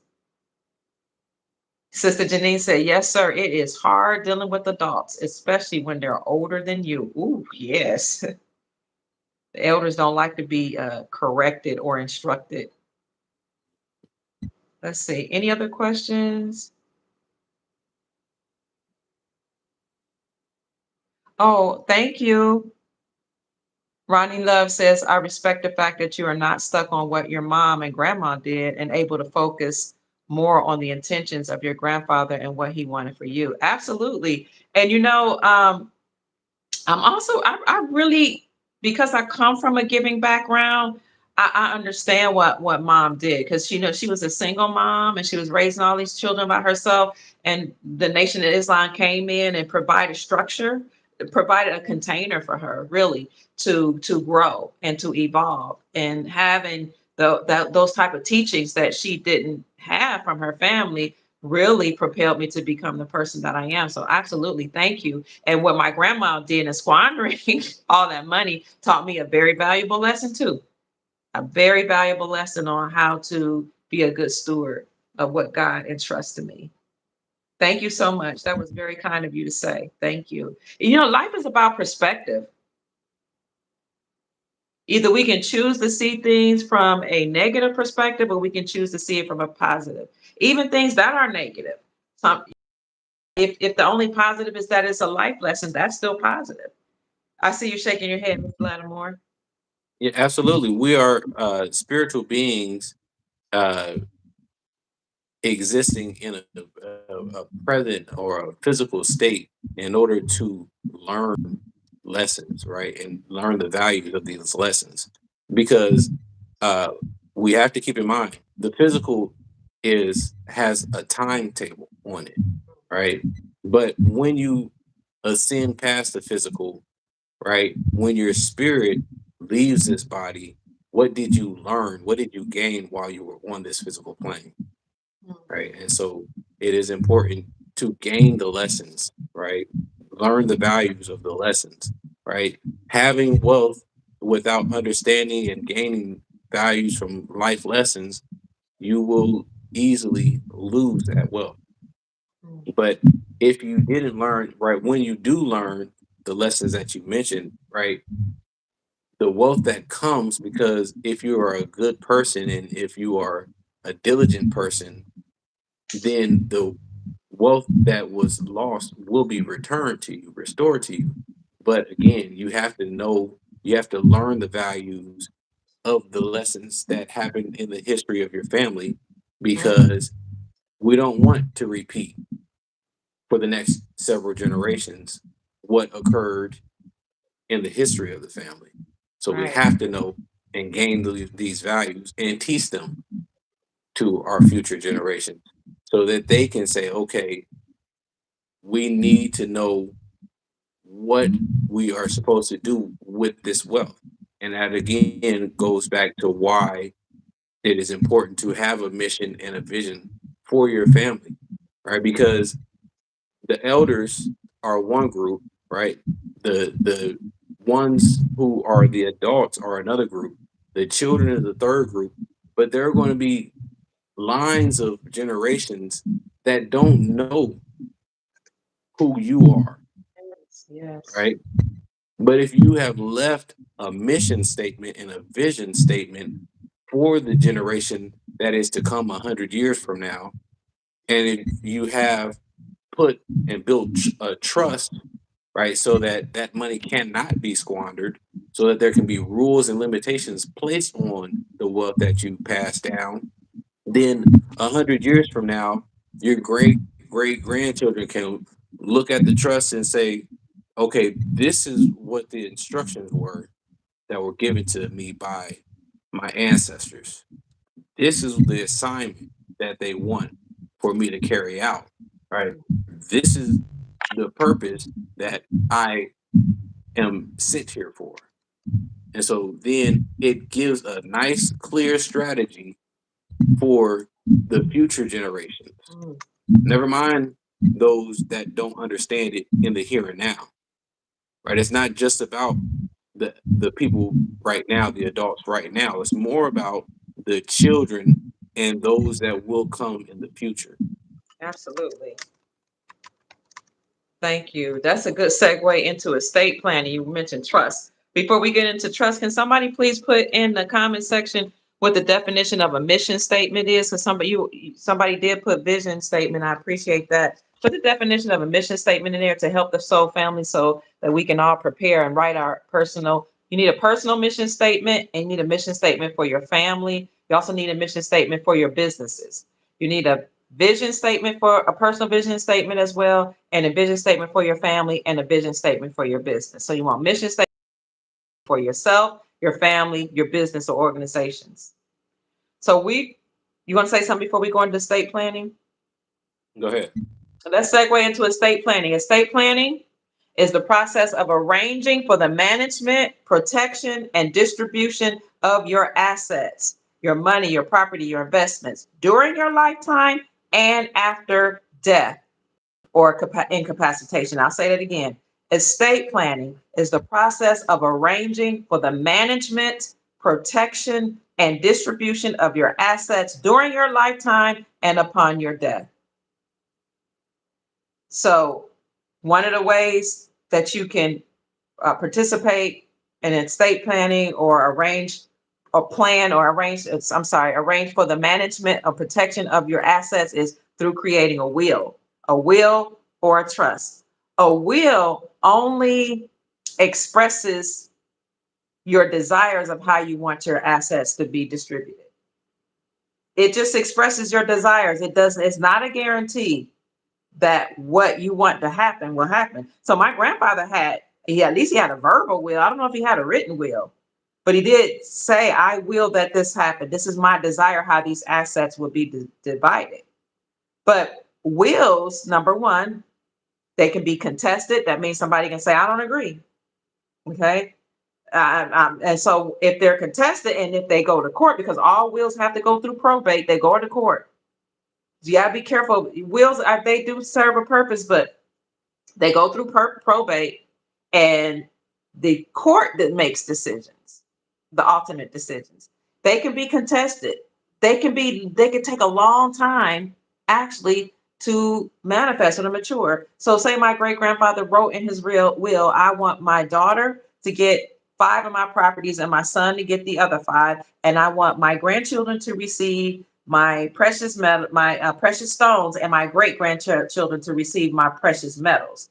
So he could have written that all out in the will, but it has to go through probate, go through court. Somebody could have said, I don't agree. And every time it's contested, guess what? You got to have a court date. You have to pay court fees. You have to pay attorneys. And oftentimes that comes out of the estate, and people can hold that process up. I've heard stories of men leaving wealth for the children and not the wife, but the mistress contesting it. That's crazy to me. Or a woman who remarried, leaving something for her adult children, and maybe her husband or her boyfriend contesting it. I don't know if they're able to do that. Her boyfriend can do that. But every time it's contested, you hold it up. So how do you get around that? You put your assets in a trust, because a trust is a document, a living document that holds your assets. It holds your assets, but you control the trust. You don't own your assets. You own the trust, or you control the trust. Your trust owns your assets. What did Rockefeller say as it relates to trust? Oh my God. Own nothing, control everything. You don't own your assets. You don't own your wealth. You don't own your silver, your metals, your precious stones, your clothes, your jewelry, but you control the trust that owns or holds those assets. Yes, Mr. Lattimore. Yes, a trust is more protected, right? Yeah. It's harder for people to take your wealth when you have it in a trust, right? This is like you said, own nothing, because if you get sued, right, you can lose everything, for example. But if you have your assets in a trust, it's harder for them to be able to access your assets and even to know what it is you have, right?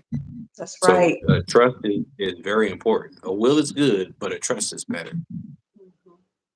And sometimes, one thing I've taught my sons, I don't know if I told you this, but I know I have at least one of my sons was like, I don't know if I'm getting married because, you can go to court and the woman, when she divorces you, she can take everything. But what I try to tell the men folk in my family is, if you desire to enter into covenant with someone, first of all, you don't have to get a marriage license if you don't want to operate in the system. You don't have to do that. You can enter into covenant. And if you want to put it on a record, you can put it on a record at the Secretary of State. You can put it on record at a courthouse, but you still don't have to go through the courts in order to get married. You can record it in your Bible, or in your family spiritual book, if you want to enter into covenant that way. Because if you enter into the covenant the way I did, I got married according to the system, then the license actually states that you're three people are involved in the marriage: the husband, the wife, and the state. God is not even written in there. And the state then determines how your assets are divided. They determine what happens to the children, et cetera, et cetera. But so there are other ways you can be married or enter into covenant without going through the state. Secondly, put all your assets, if you desire to get married, whether you're a man or a woman, in trust, and not in one trust. Put your different assets in different trusts, because you don't want somebody to sue you and maybe somehow get a hold to a trust and everything's in that one trust. So I would encourage the Soul Family to learn about estate planning, to learn about trust creation. Don't take my word for it. Get you some books. Learn about it. What is estate planning? Talk to many people. Trust creation. Okay, because the will can be contested. You'll be held up in court. I've seen people held up in court for years. And by the time they think it's almost time for them to realize what their parents left for them, there's nothing left. There's nothing left because it's been held up. The courts have paid themselves. The attorneys paid themselves. It's crazy. It took so long. People pass away. So we've been taught about wills, but we haven't been taught about trust.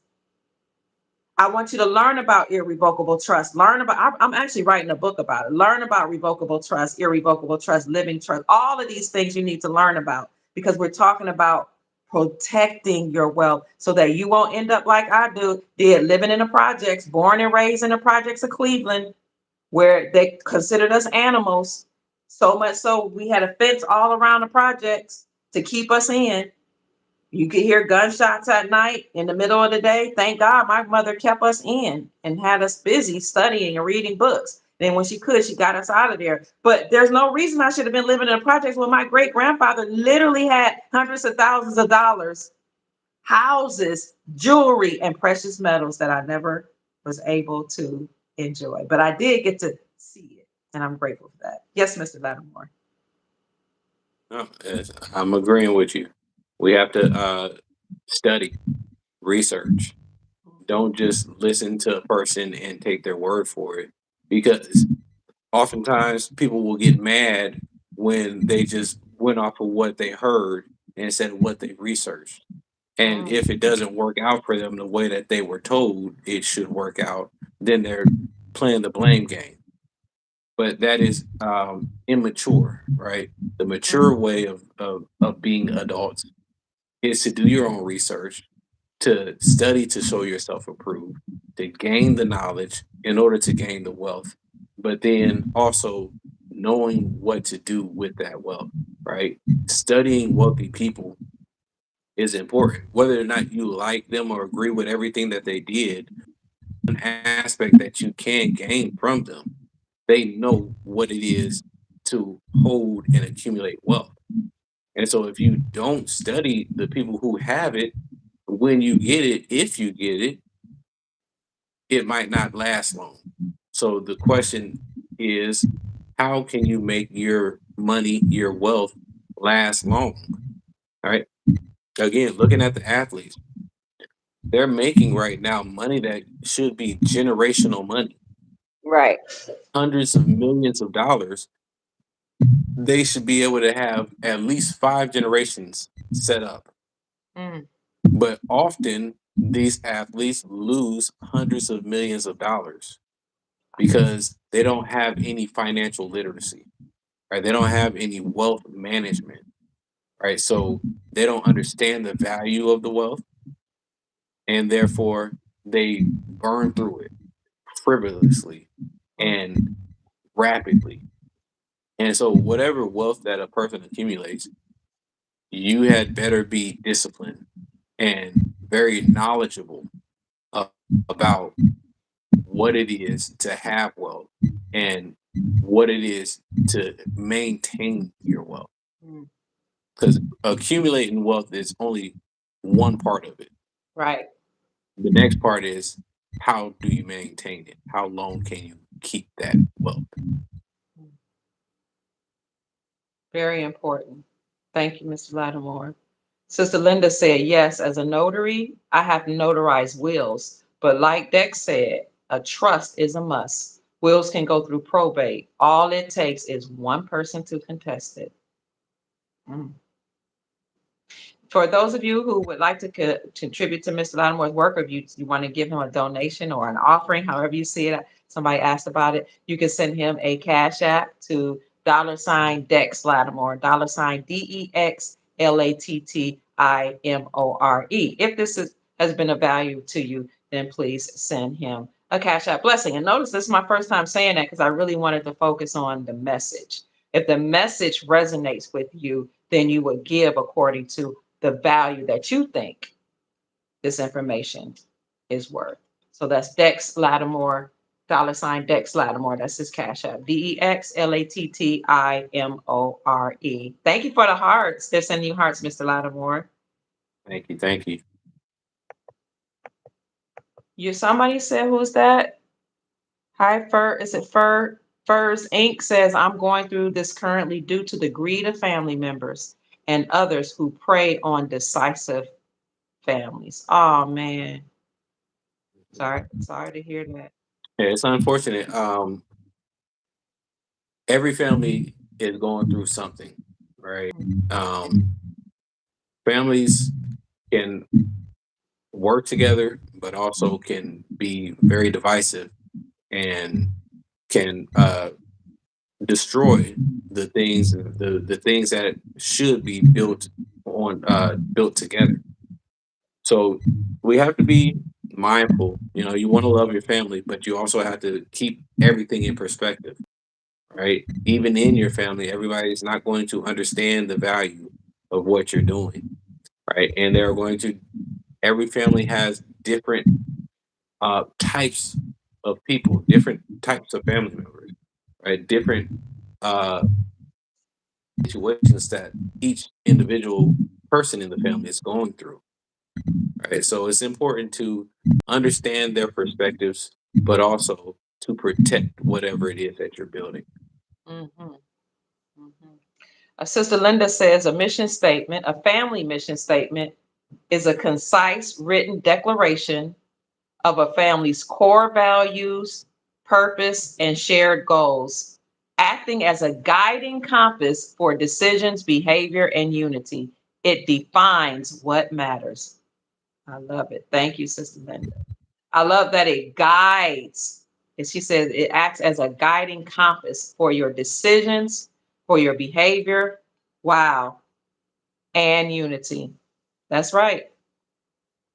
When you know the purpose of your family, the mission that your family is on, or your own personal mission, everything you do should be in line with that vision. Every decision that you make, everything that you do, even your thoughts should be in alignment with your mission statement.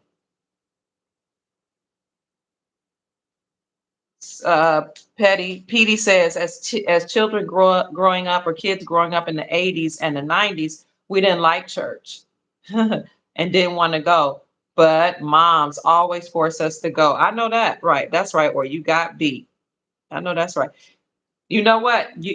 I know that a lot of us are disenfranchised with the church, and there are a lot of things we don't like about some of these spiritual institutions. We know we were in the era of Pisces, and a lot of us have been disappointed. But I will that we understand that people are human. Churches are run by human beings, and a lot of them taught us what they were taught, or what they knew. But to your point, Petey, I'm glad that Granny forced me to go and Mom forced me to go, because I really learned a lot of valuable lessons, a lot of parables, a lot of valuable lessons, and I even styled my life after the Christ, the Messiah, because I looked at it and I was like, wait, this gentleman was an ascended master. He fasted, he prayed, he fed the hungry, he clothed the naked, he took care of the sick. He visited the prisons. So I think there is a lot of redeeming value in our spiritual institutions. And if we have a positive perspective, we can use those for our benefit. Yes, and I'll yield to Mr. Lattimore. 100%.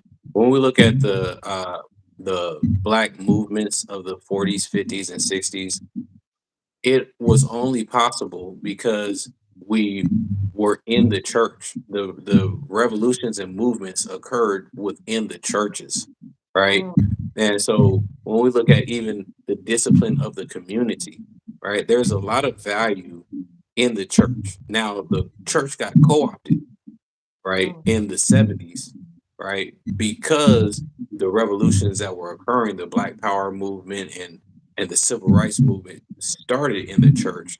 So then the system said, right, the FBI said, we'll co-opt the churches, the black churches, and create the division, right, so that the churches became more focused on money, right, mm. than they did on the actual revolution. And a lot of people in the 70s and 80s started leaving the churches, right? But when we look at our society, I would venture to say that no matter if we agreed with all of the things or not that the church was imparting, we can look at society and say we were a much better off community and nation at large when the people were participating in churches versus today where nobody goes to church. And you look at our society, and our society is disintegrating, right? We have no morals or low morals in our society today, right? And so again, there is value in the churches, but we don't want to take ourselves out of every institution and organization when we can actually take what we know and learn and put it into our churches, and we be able to metamorphose our churches and our organization to be even more impactful to the community and to the families. Yeah, and speaking of, I went to church. I did. People won't believe this, but my mom, she tried some of everything. Science of the mind, which taught us about metaphysical breakdown and interpretations of the Bible. I still remember that I was a child. We tried Catholicism, Judaism, what else? Hare Krishna. I was probably about 7 or 8. I hope I'm not saying anything bad, because I don't know what they was talking about, but I still remember going downtown Cleveland with these guys, these Caucasian guys who had shaved heads and like little bitty pieces of hair sticking out the back, and they would be dancing around in the street. And we'd be singing around with them, Hare Krishna, Hare Krishna, Krishna Krishna, Hare Hare, Hare Rama, Hare Rama, Rama Rama, Hare Hare. And I don't remember anything other than that song and how kind those guys were. They were kind. They just seemed so loving. They were light. They were always smiling and happy and singing. And we were singing. They had these big old white things on, look like white sheets, maybe, or I think it was just their garb. They were flowing, and they just running around, dancing and singing. And we would eat these little rum balls. But from that experience, I was like, I want to have joy like them. I want to walk around singing like them. I want to be, and I'm a child. I still remember. I remember being in Science of the Mind, reading books and hearing the metaphysical aspect of the scriptures. For example, no man come unto me except the Father attracts him, something like that. The other metaphysical standpoint is no manifestation come unto me except the Father draws him. No man comes unto me except the Father draws him. No manifestation comes unto me except the Father allows it. Well, who is the Father? I and the Father are one, is what scripture says. So what's the metaphysical breakdown in the scripture? No manifestations come unto me except my highest thoughts attracted to me, because I and the Father are one. So whatever I think about and focus on is what I attract in my life. I remember stuff like that. Take things. What about the Nation of Islam? I don't know about the Honorable Elijah Muhammad and what he did in his spare time. You know, the people will say, "May peace be upon him." I don't know. I don't know if he did anything with children. I don't know. But what I do know is that he wrote a book called How to Eat to Live. I was 5 years old reading How to Eat to Live. I learned about eating raw living foods at 5. We were vegans. That your body and your cells need to eat raw living foods in order to live and vibrate on a high vibrational frequency. I'm 5 learning this, reading Eat to Live. I'm 5 learning that there's a difference between sugar and honey. We weren't allowed to eat honey in sugar in the Nation of Islam. If you really followed the principles of the nation, the way Elijah Muhammad taught us. I learned structure, discipline, the importance of marriage. You know, some people say, "Oh, you think you're better?" No, I don't think I'm better because I had all my children by my husband. I think I was raised the way my mother wanted me to be raised. You get married, you keep your body until you get married. I was a virgin when I got married and covenant with my husband, and you have all your children by that man. Now, I believe people should do whatever fits in their paradigm with their values, but I'm grateful because I don't have children fighting against each other. Oh, and I don't have all this confusion. And when I took care of their dad, or we took care of their dad, it was a concerted effort. But I learned that from the Nation of Islam. I'm not going to speak bad against them. I learned that you are what you eat. So we didn't eat pigs. So they said if you ate pig, then you were a pig. I'm not saying it's right. We went to private schools. I went to the masjid, the mosque. I went to Muslim schools, private schools, living in the projects. We didn't have to pay because we were part of the masjid, the mosque. My mom learned how to sew clothes and make clothes because the women were taught that you're supposed to take care of the home. She learned how to make clothes. She got married. You know, she wasn't married to my dad because they were children, they were teenagers, but she got married. All these things I learned from the nation. I'm grateful for the religious institutions that mom introduced us to. Absolutely. Were And they I perfect? agree. They weren't perfect. We got to get outside of the um perspective of expecting things to be perfect. And when it's not perfect and it's not utopic, then we're quick to criticize.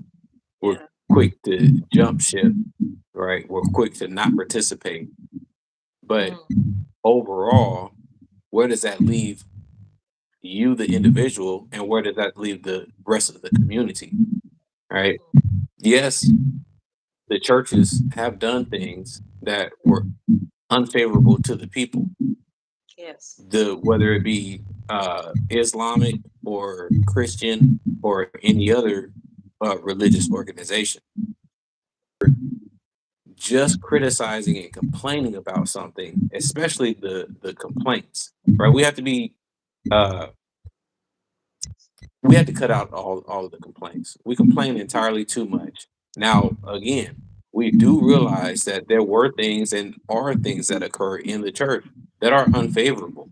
Address it, right? Find ways to address the matters at hand, but also don't be stuck on the few things as opposed to seeing the value in the other things that the churches and these religious organizations uh, believe in. And again, you won't agree with everything that any one church, any one organization does, right? Even when we look at corporations, the corporations that see, you don't agree. You're not going to agree with every decision that that company makes. That doesn't mean that you're going to stop supporting that company financially, though. That's true. That's true. Right? So just because we don't agree with something doesn't mean that we shouldn't participate. And Mm, as Crystal Gold said, we have to unite. Right? mm, We have been divided. Right? And nowadays everything and everybody is so divisive that we literally cannot get things accomplished. Right? As a community, we are actually further behind than we were mm. 50 and 60 years ago. That's true. We are further behind today than we were 100 years ago, 150 years ago, when we just recently had left out of slavery. We had more wealth Mm. when we left out of slavery than we have today, 150 years later. Wow. Wow. So it's because of the individualism and because of the bickering, right? We don't work together. Before, we understood the value of working together and not being divisive. We did not allow for anything and anybody to destroy our community, right? In the early times. But today, we are the main contributors to destroying our community. And we can give any reason that we want. We can blame the white man, we can blame the system, we can blame everybody else. But when is the time that we will take accountability and recognize our petition, our participation in the matter? So we have to take accountability and we have to correct the errors of our ways. Absolutely. And if not for us, then for our posterity. Because what are we leaving behind for our children, our grandchildren? What kind of world are we leaving behind for the future generations? We have to keep those things in mind. You talk about what are we leaving behind? A lot of times we think about, well, I teach my children this and I've told them that, but your children and your grandchildren learn by what you do, not necessarily by what you say. Mhm. They're watching us very close. Yes. They're watching our behaviors. And that, Your actions are much more important than your words. mhm, mhm, You can absolutely. say anything, but interested in seeing your behaviors Say it again. because I said you can say anything, but I'm more interested in seeing your behaviors, seeing your habits, because that's going to be the true indication of who you are, not necessarily what you say. Yes. Mm, thank you. You're welcome, Sister Linda says, thank you, Dr. Kia. Brother David says, I love you, Dr. Kia. Thank you for all the knowledge and guidance over the years. You are such a wonderful woman. That's very kind of you. Namaste. Thank you. Thank you, King. And I was thinking about my spiritual evolution. Oh, thank you for sending the sun and all the gifts. Oh, that's a beautiful. You see that sun? Can you see that? I thought, Purple. That, huh? You see that?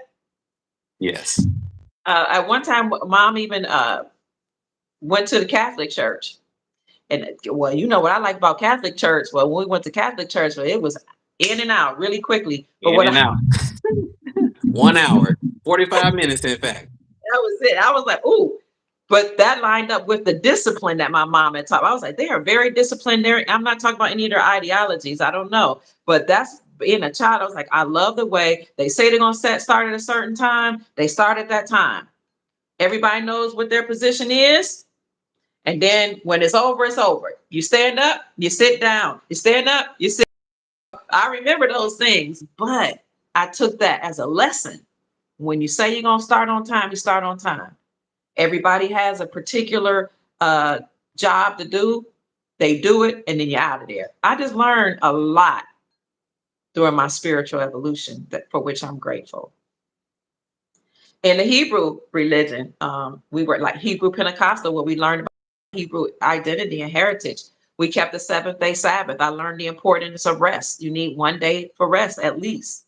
We kept all the holy days prescribed in Leviticus, the 23rd chapter. When you learn about the holy days, the seventh-day Sabbath, and the new moons, you learn about actually astrology. You learn about farming. You learn about discipline.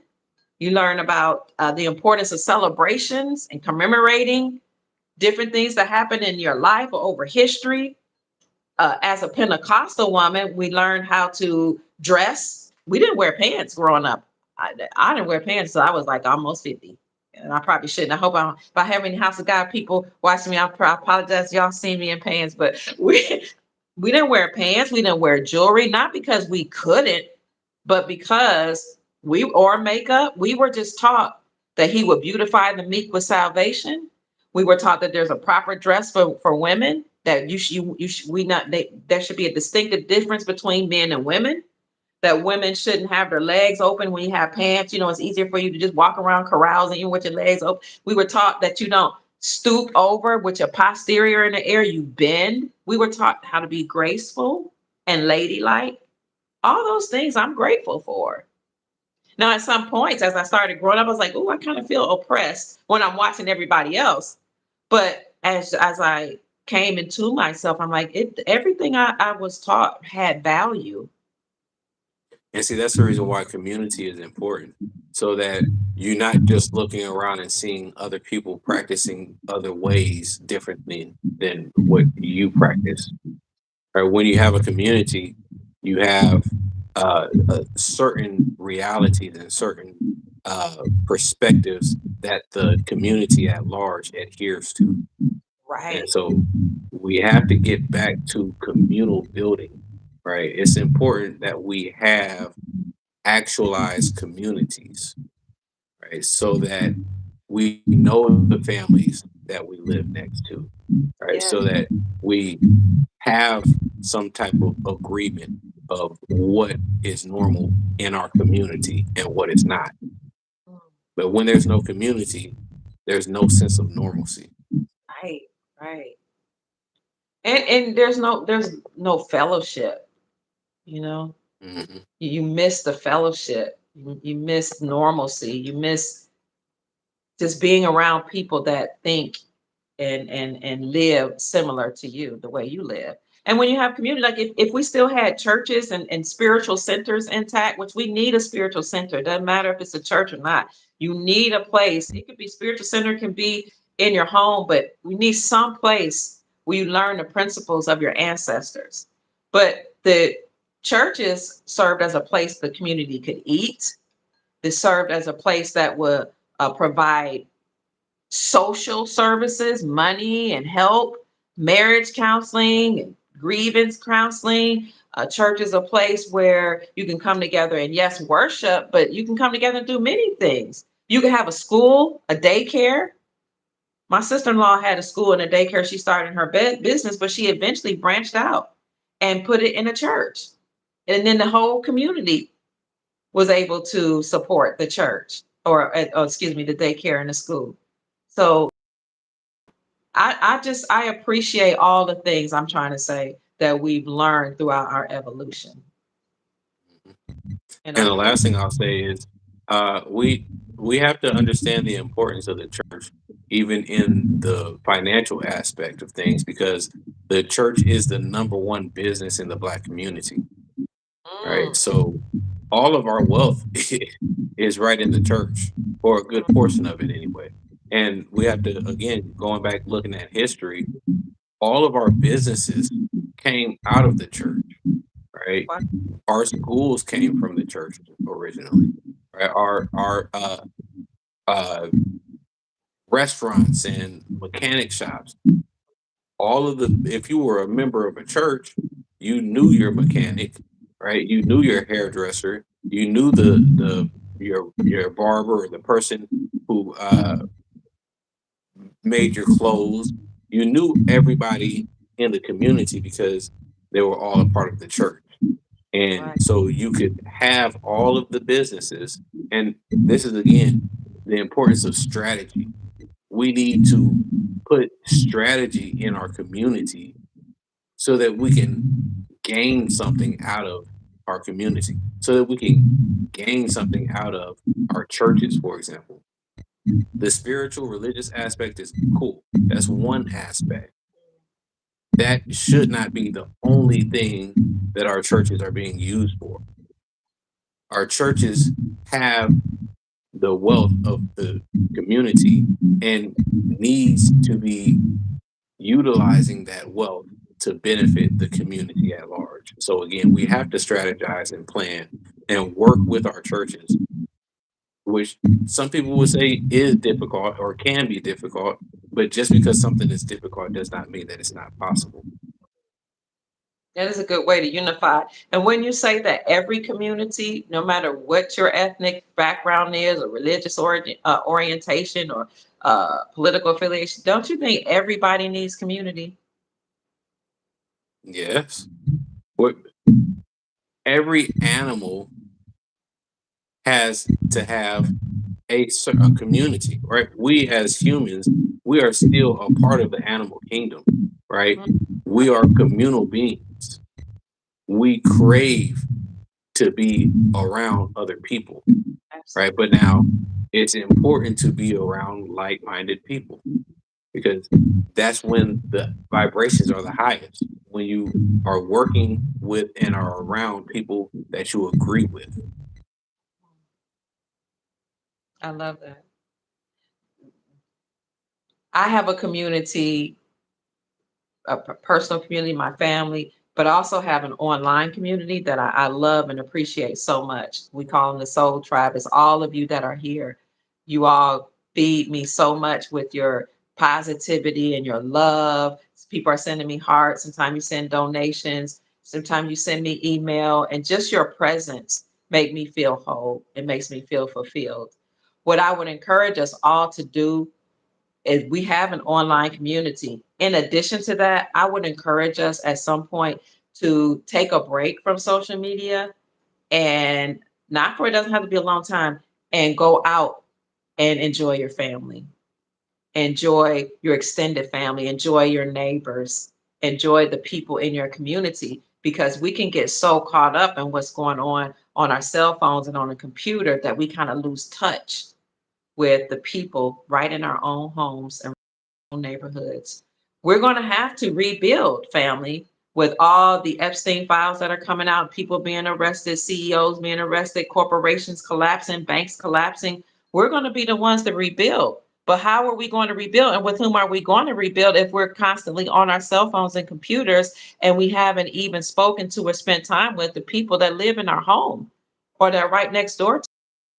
So, my encouragement is to go outside.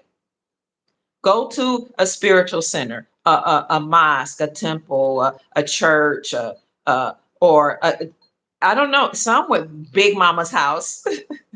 Talk to your husband, your wife, your children, your grandparents. Go to the nursing home. Somewhere, get outside of the little bubble that we've created between us and our cell phones. And I yield to Mr. Lattimore. I agree. You had to put down the matrix. Mm, yes. We're we're trapped. Many of us are trapped in this illusion of the cell phones and social media. Right? You get on Facebook, you scroll for a few minutes, you look up, and you done spent 3 4 hours scrolling. Total unproductivity. Right? Learn nothing, gain nothing. Even if you say you learn something, right? You often are just using or spending time and you're not being productive, right? So again, like you said, put the phones down. Give yourself time, right, to connect with nature because nature is much more beautiful thing than whatever we're witnessing on Instagram, right? Mm. And even it's ironic because oftentimes we'll scroll through Instagram or Facebook to see other people living in nature, right? Oh, But whether it's watching people on a yacht or watching people living their best life, traveling the world or whatever, but we're stuck in our house just scrolling for hours and time just being wasted, mhm. right? Go into nature, enjoy and appreciate what we have in nature because this is what is actually valuable, right? The things that are on TV and that are on the internet often have little, if any, substance. Yeah, I was even thinking about working. Sometime I'm working around the clock, around the clock. It's like if you are a leader or leader or content creator, whatever, you constantly pushing out information. And then I was telling you, Dex, I was like, gosh, I feel like I don't have any time. And you said, Mom, that's what you have to learn as a business owner. When you go to work from 9 to 5, at 5 o'clock, you out of there. A lot of people don't take work home. That's it. That's the end of the day. But when you own your own business, you were telling me you have to discipline yourself and teach yourself to take breaks. You want to expound on that? But as you're saying, time management is important, right? Again, as you mentioned, a 9 to 5, you're told when to start, you're told when to stop.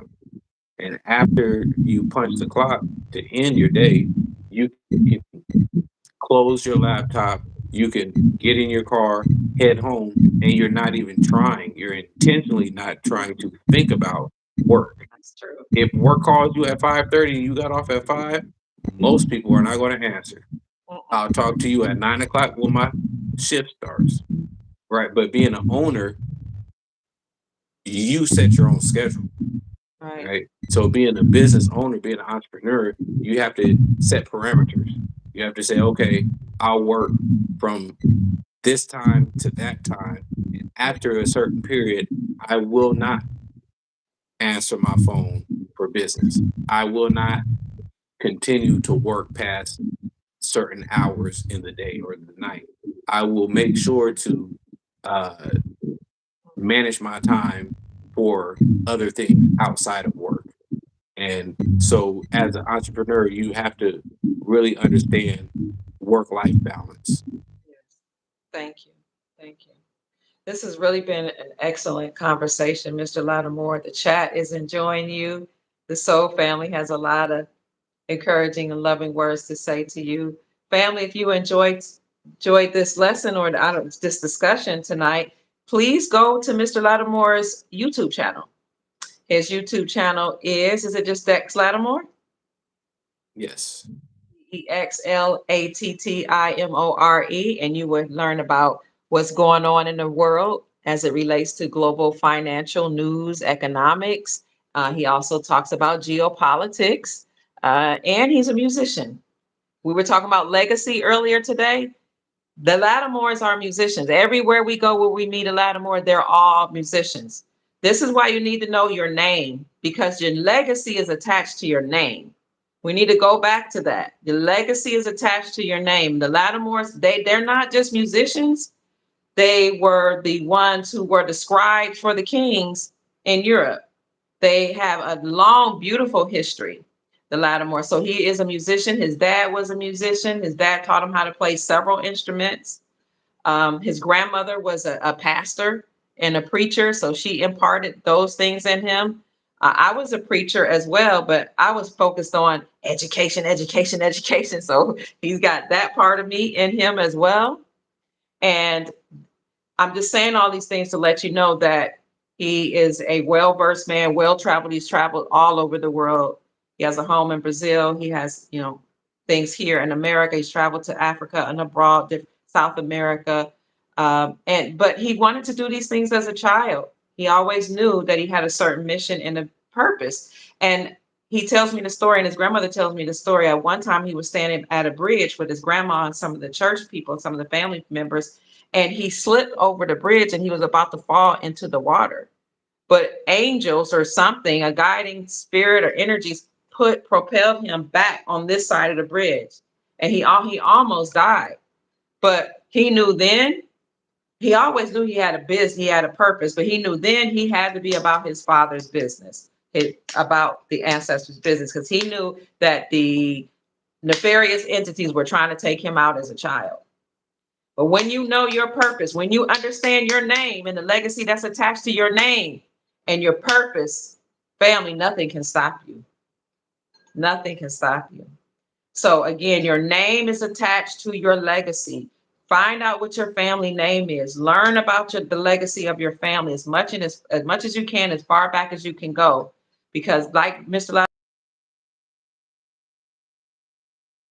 it's passed down through to your bloodline, to you, and it goes down to your posterity. So that was a long dissertation. Any final words you have for the Soul Tribe, Mr. Lattimore? No, I would just say for everybody to be encouraged, right?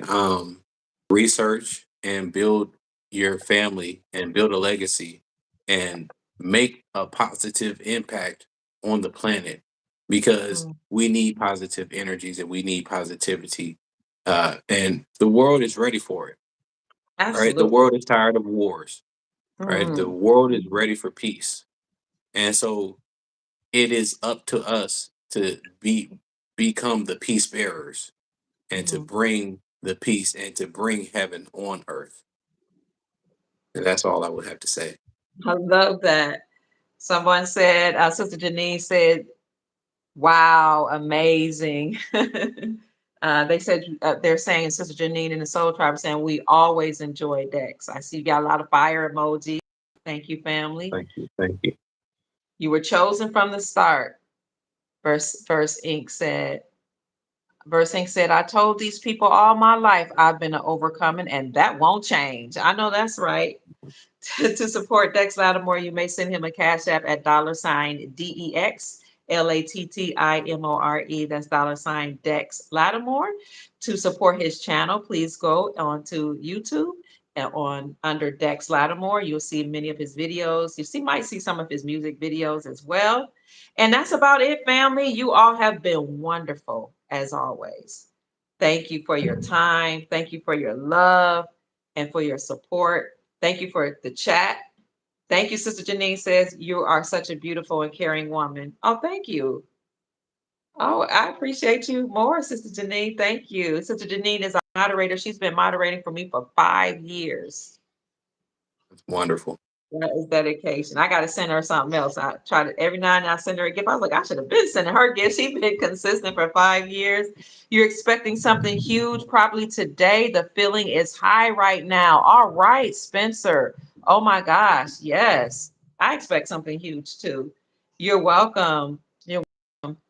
Amev, thank you. All right. Thank you for the hearts. Thank you for the stars. We love you, family. I'm going to go to bed. Mr. Lattimore has to work in the morning for a church, by the way. So I'm not going to keep him on. Dr. Kia, you are such a breath of fresh air. Thank you. Thank you, First Ink. God bless you. Heaven smile on you. All right, Soul Tribe, we're going to get out of here. Please sleep well. They're saying awesome teaching. Sister Linda said awesome teaching, Brother Dex. Sleep Thank well. you. Thank you. Remember, if you have something on your mind, are you trying to resolve something? Are you trying to make a decision? Before you go to sleep, tell yourself that you are going to resolve that issue and you're going to come to a conclusion before you go to sleep. Say that out loud or write it down. And then you go to sleep and you'll resolve that issue in your dreams because your subconscious mind will take over. That's what our ancestors and our elders used to mean when they said, let me sleep on it. When it's quiet and I'm down for the night, my body's resting, I will have spoken it out that I'm going to resolve this issue. And then by the time you wake up refreshed with the answer to your problem or the solution. All right, that's it, family. Safe travels in your dream tonight and have a wonderful evening and a very beautiful rising. Peace out, family. We love you. Mwah. Good night. Good night, Dex. Thank you so much. Peace.